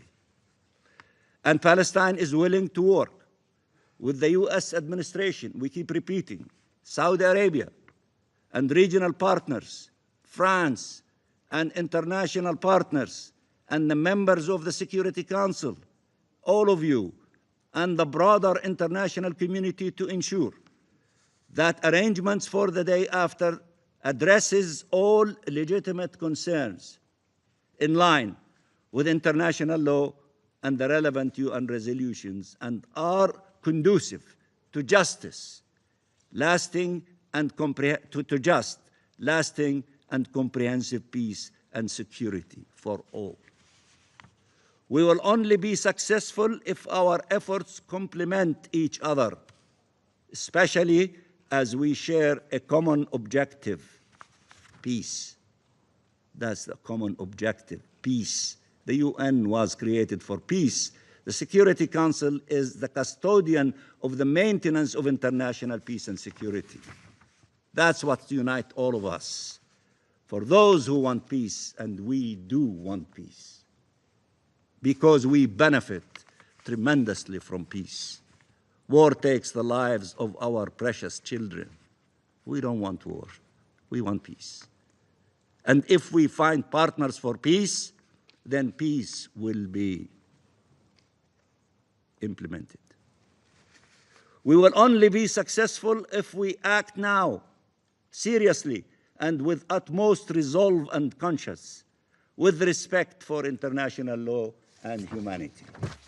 Mr. President, all this bloodshed, all this suffering imposes on us all to act immediately, to end this illegal occupation and conflict once and for all, and to chart a credible path for peace and coexistence in our region.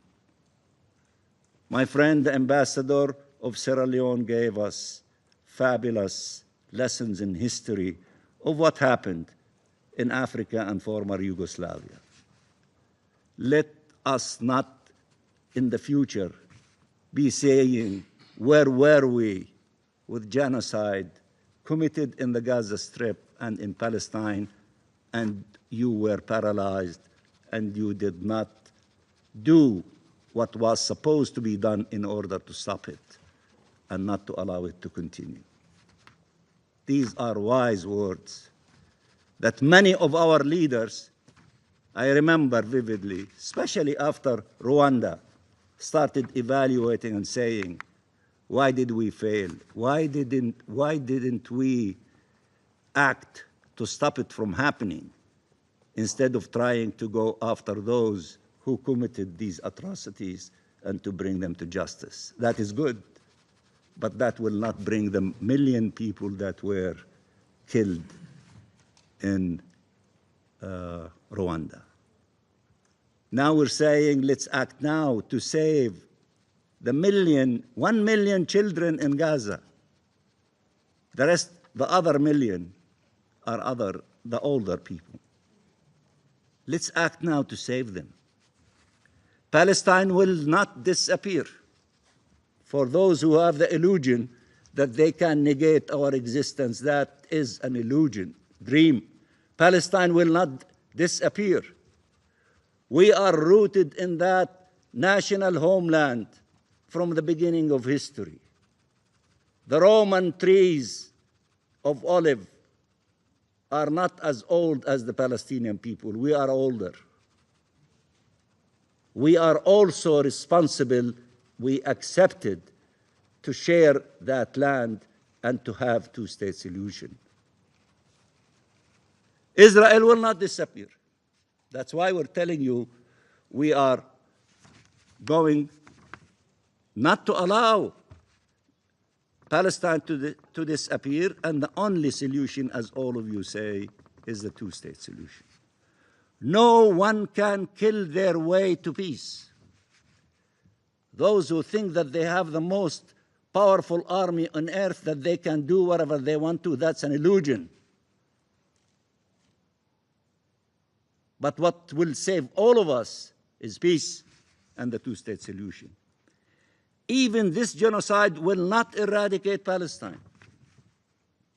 It's a dream, it's an illusion. It will bring more pain to all of us. It will bring more pain. The best way is to end this war. Peace, ceasefire now, and release the hostages, release the prisoners, let them be reunited with their loved ones. But we have an obligation to bring the human suffering to an end, and we must act now. No more delays. Gaza deserves life. The 2 million plus of the people who are still alive in Gaza deserve lives. And it is your obligation to help them to remain alive, although they are starving, although the healing might be almost impossible.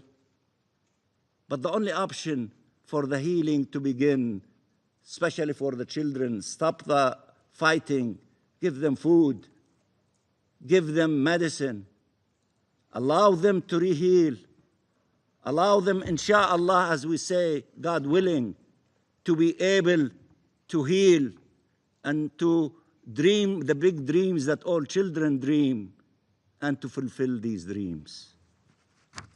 Palestine deserves lives. The Holy Land deserves life. It is time. It is time for life. It is time for freedom. It is time for peace. Thank you, Mr. President.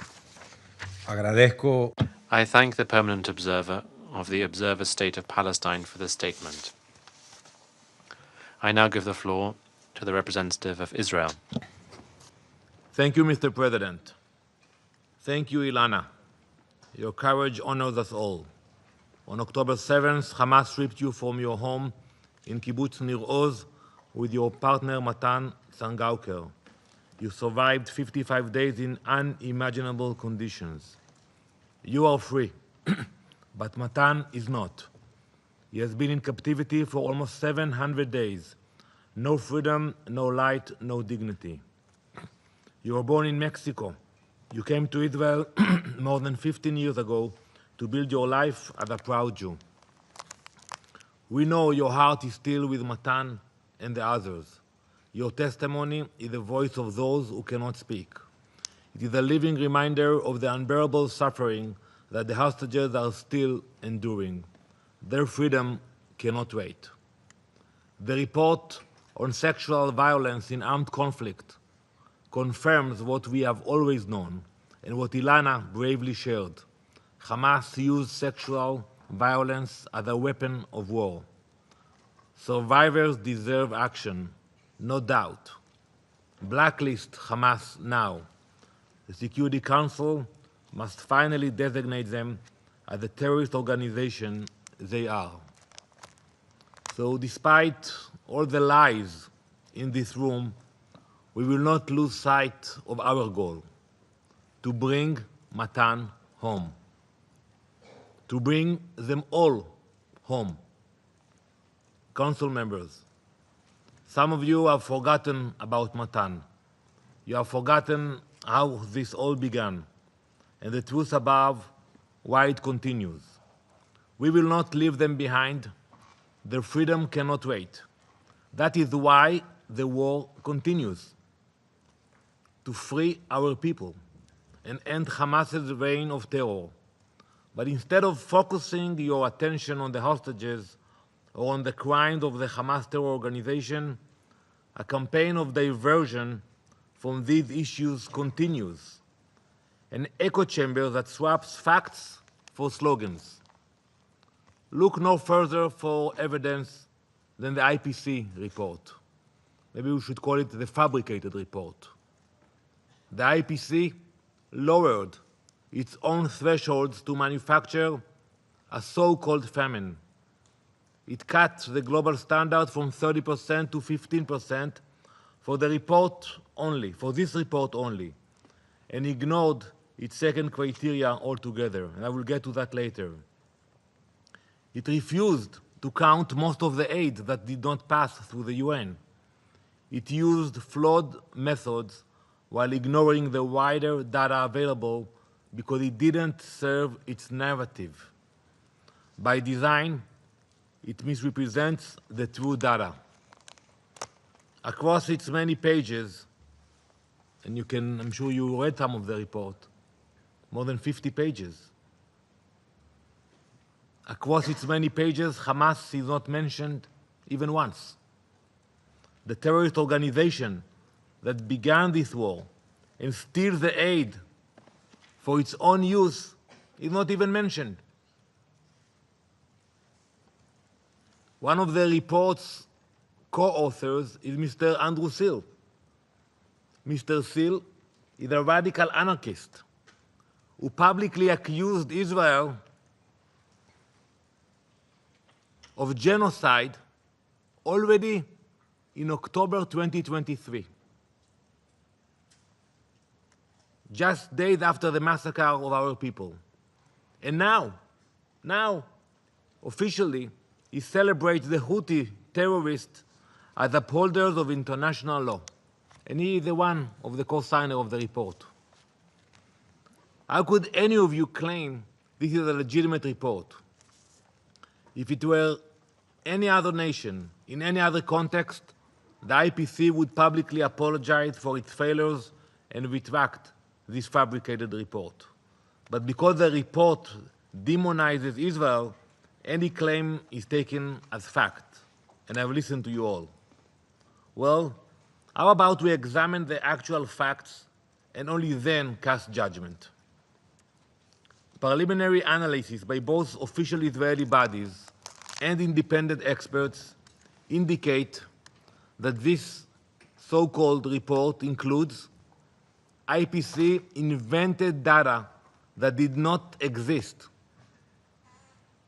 They invented 182 virtual deaths to reach the threshold of 188, supposedly for famine. So the number didn't work for them. There was only 6. So they added 182. So now they can come with this report. Second fact, the IPC cherry-picked data From a survey of 15,749 children, they took data from only 7,519 children, which leads to the desired political result of the report's authors. Third, IPC hid data that contradicts the agenda. The IPC conducted 2 surveys in Gaza and hid one of the surveys in the appendix that shows there is no famine in Gaza. Following these gross forgeries, we are demanding the IPC for the immediate removal of the forged report. Let's continue to examine the facts. Let's speak about the aid. The UN's own records show more than 500 trucks carrying over 46,000 tons of aid have entered Gaza. That's since May 19, 94% of which was food. Yet, according to the UN agenda, if you read carefully, only about 1 in 9 or 8 trucks actually reached their destinations. 1 out of 9. Why? Because armed groups and Hamas terrorists intercepted the rest of the trucks inside Gaza. Not in Israel, not at the gates, not at the checkpoints, inside Gaza. In the same period, more than 7,400 trucks with over 139,000 tons of food and over 2,000 tons of medical supplies entered. But the IPC refused to count them. On the ground, the picture is clear. The crossings are open, despite the daily lies about crossing closures from the mouth of Mr. Tom Fletcher. On a typical recent day, 300 to 400 truckloads are collected inside Gaza, while hundreds more sit waiting on the Gaza side for the UN to distribute it. When partners actually collect and distribute, prices fall. And it's not me saying it or him saying it. You can look at the market price. We have seen the prices of goods fall dramatically, but this fact is also ignored. Prices are the most accurate measurement of shortages. For example, a kilogram of flour has recently fallen by 80% in the markets of Gaza. Non-UN channels are helping to fill the gaps. 90-plus community kitchens are serving 600,000 meals a day. 18 hospitals and 12 field hospitals are operating with tens of thousands of tons of medical supplies delivered.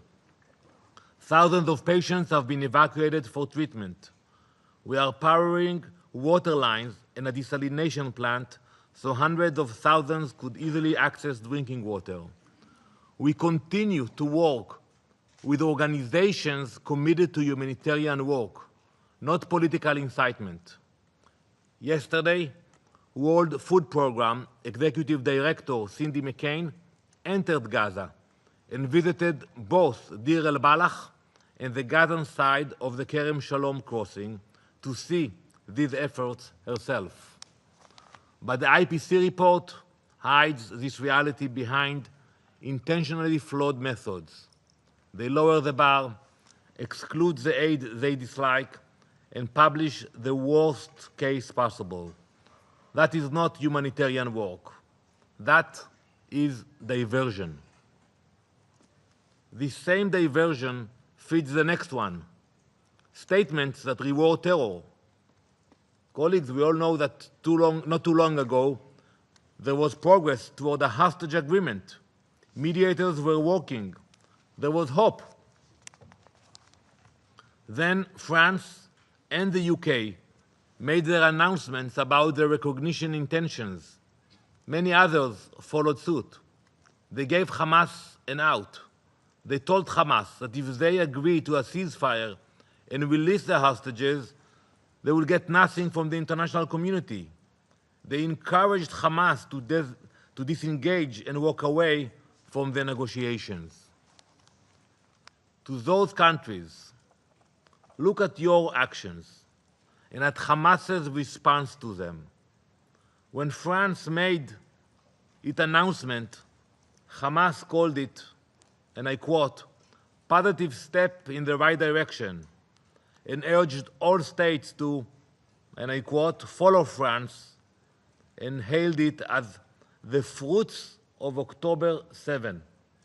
That's how Hamas called your statement, the fruits of October 7.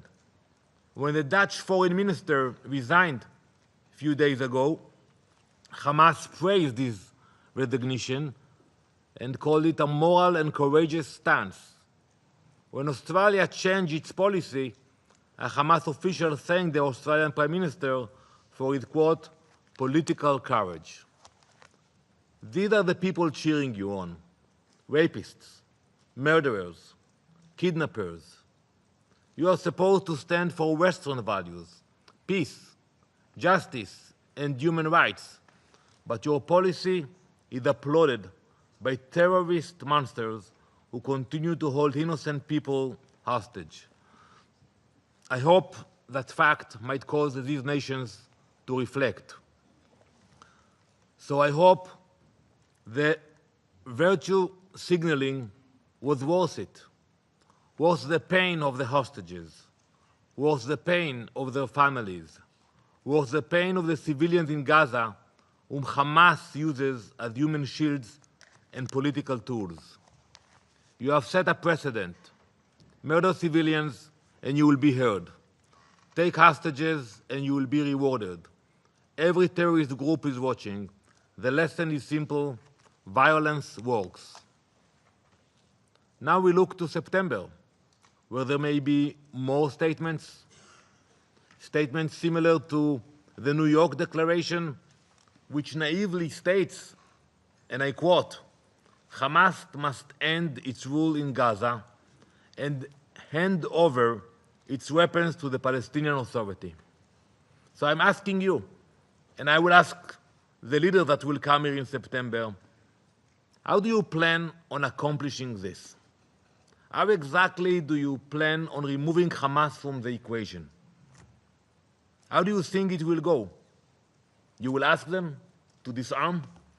You will ask them to leave Gaza and bring the PA officials?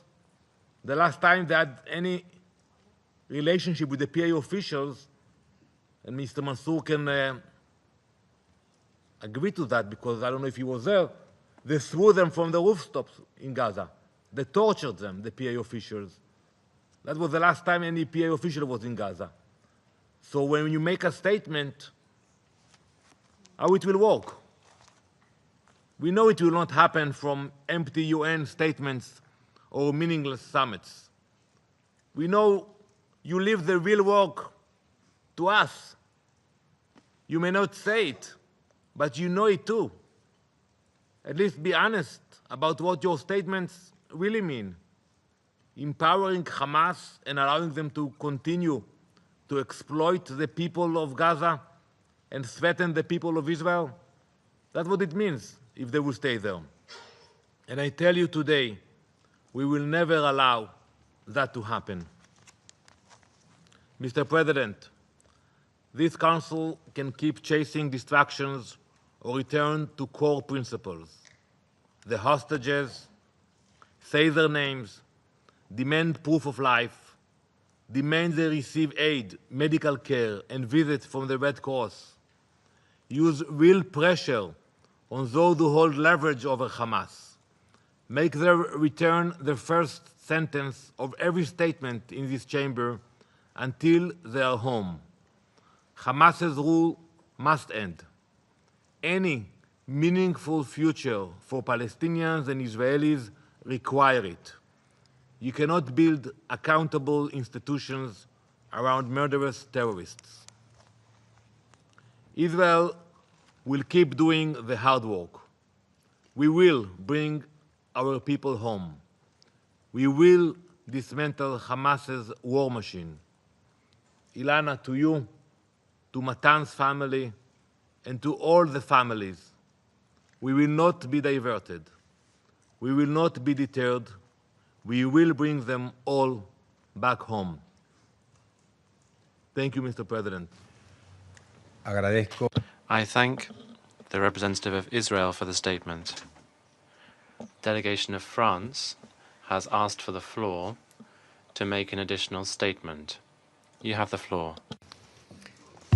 Thank you very much, Mr. President, and I apologise for extending this session by a little bit, but these are very serious and weighty topics, the issue of hostages, and I'm not going to repeat what I already said. We stand in solidarity on the matter, and we believe in the need to release the hostages just as soon as possible.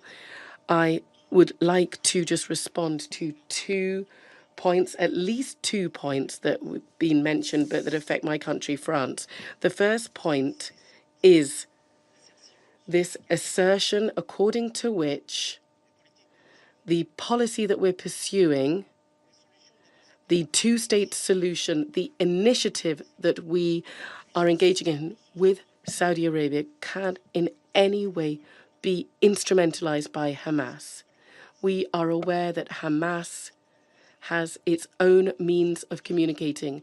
We are in no way whatsoever responsible for the way that this is instrumentalized by Hamas. And I would like to quote a part of the letter by the French president to the Israeli prime minister, if necessary, to clarify, as if it was necessary to clarify once again, that the New York Declaration, this is my second point, is in no way whatsoever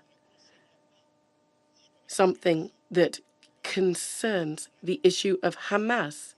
We haven't taken it from that standpoint.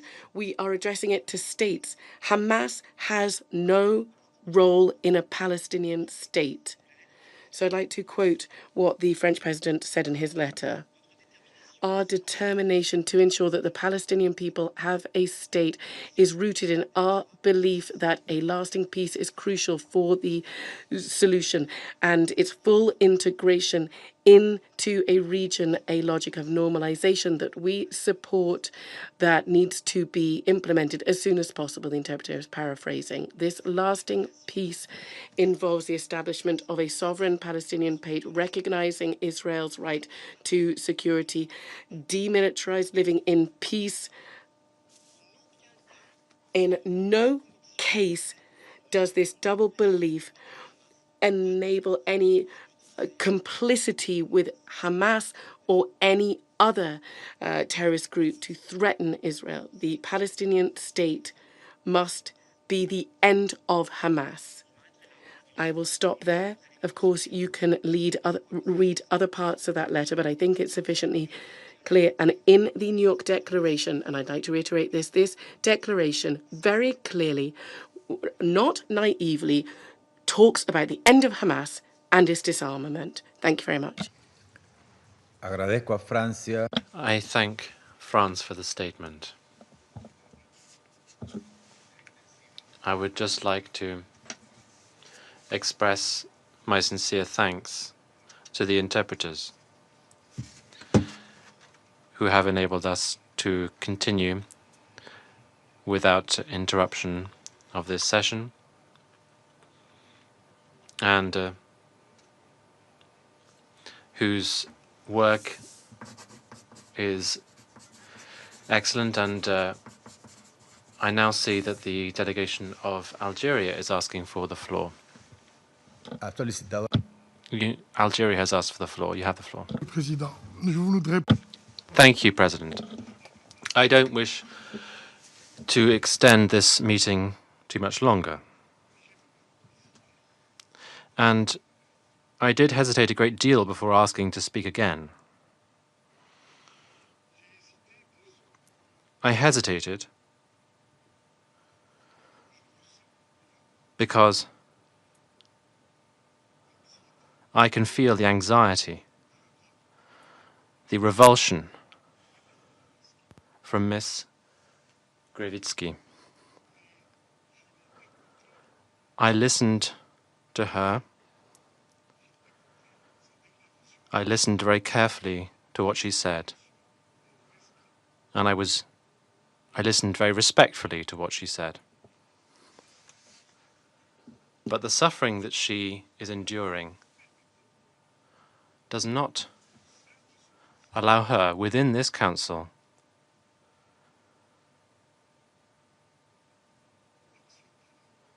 to do what she did.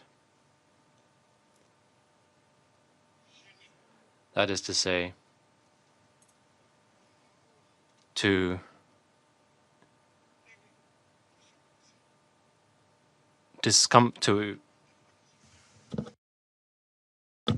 upset the members of this council, in spite of what she has been through, in spite of all of her suffering, in spite of everything. That does not allow her or authorize her to upset the members of the council, to cause discomfort among members of this council when a member of this council is giving a statement.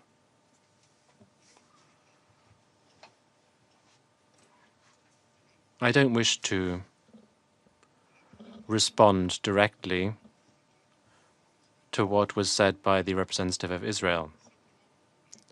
Simply, I just wanted to say that I regret that 2 days ago there were 20 people killed.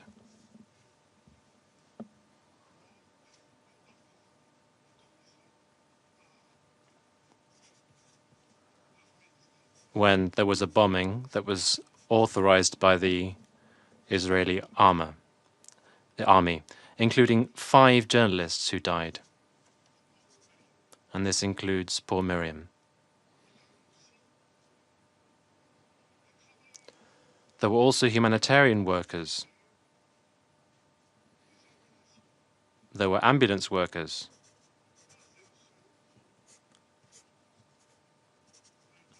Not one word was uttered for those 20 victims, 20 human lives.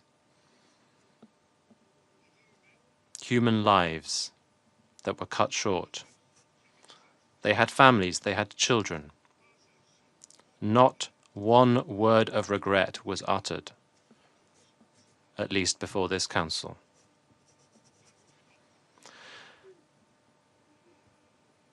I don't wish to extend the meeting any further. This meeting has been painful for us all, because we all felt, beyond our country's positions, we all felt a deep feeling of inability to act, a feeling of helplessness, unable to fulfill our mandate. And that is a matter of disgust to us all, and it saddens us all. Thank you. The President, I thank the representative of Algeria for the statement. I understand the reasons for what you said, and I apologize for not having intervened to call for decorum when you were delivering your statement earlier. There are no further names inscribed on the list of speakers.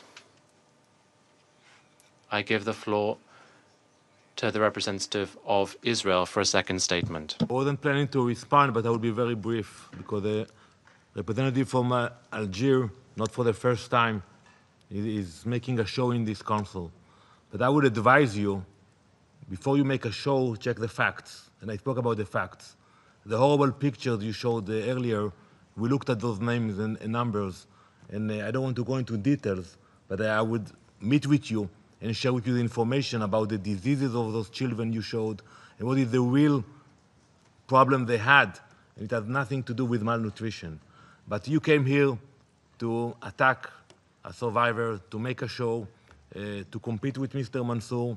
So I will not get into your politics, but I will just tell you, check your facts. I thank the representative of Israel for the statement. The representative of Algeria has asked for the floor once again.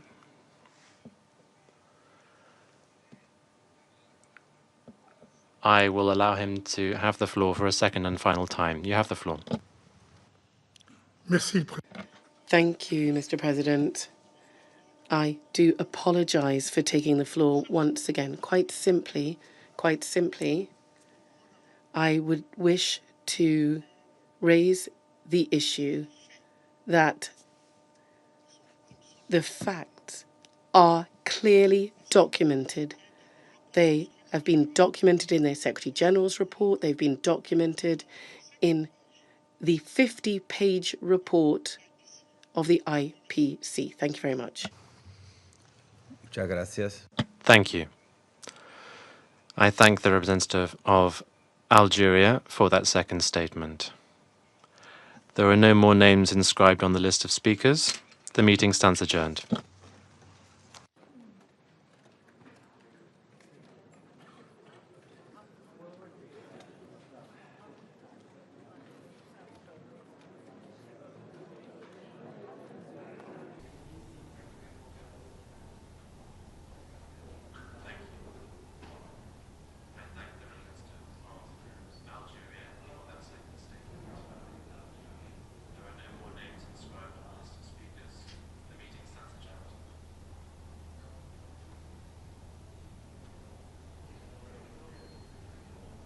Dio.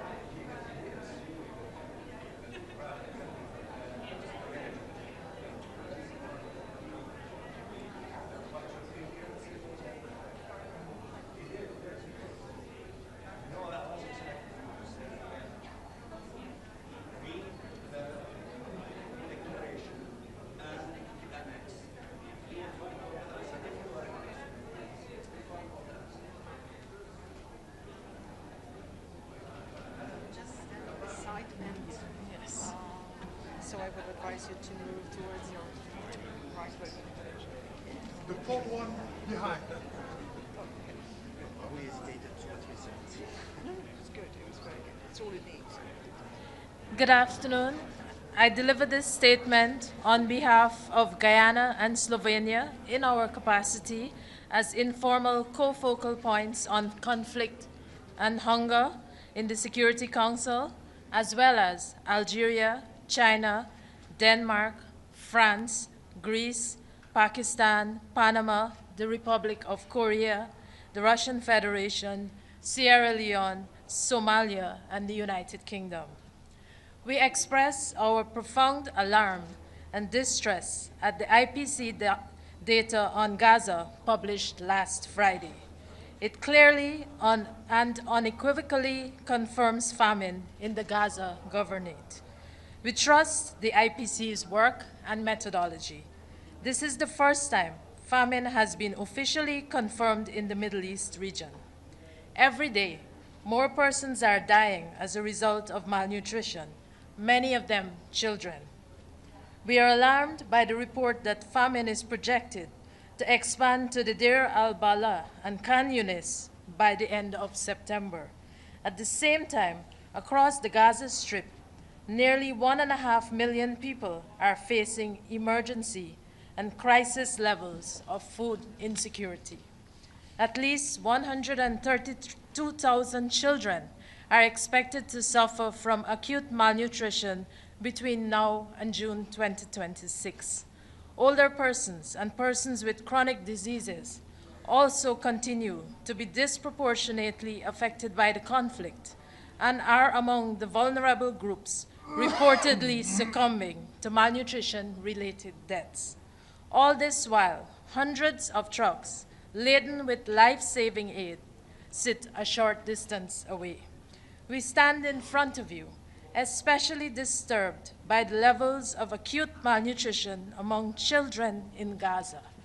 We note that at least 41,000 children are at heightened risk of death from malnutrition between now and June 2026. This is a man-made crisis. The use of starvation as a weapon of war is clearly prohibited under international humanitarian law. Famine in Gaza must be stopped immediately. International humanitarian law must be respected, and Security Council Resolution 2417 of 2018 must be implemented. Today, we collectively make three clear and urgent calls to action. 1, we call for an immediate, unconditional, and permanent ceasefire. We call for the immediate, dignified, and unconditional release of all hostages held by Hamas and other groups. We call for a substantive surge of humanitarian assistance throughout Gaza. 2, Israel must immediately and unconditionally lift all restrictions on aid delivery. This includes opening all land routes and allowing the UN and humanitarian partners to operate safely and at scale. Humanitarian principles of humanity, neutrality, impartiality, and independence must be central to humanitarian action. We call on Israel to immediately reverse its decision to further expand its military operation in Gaza with the aim of taking over Gaza City.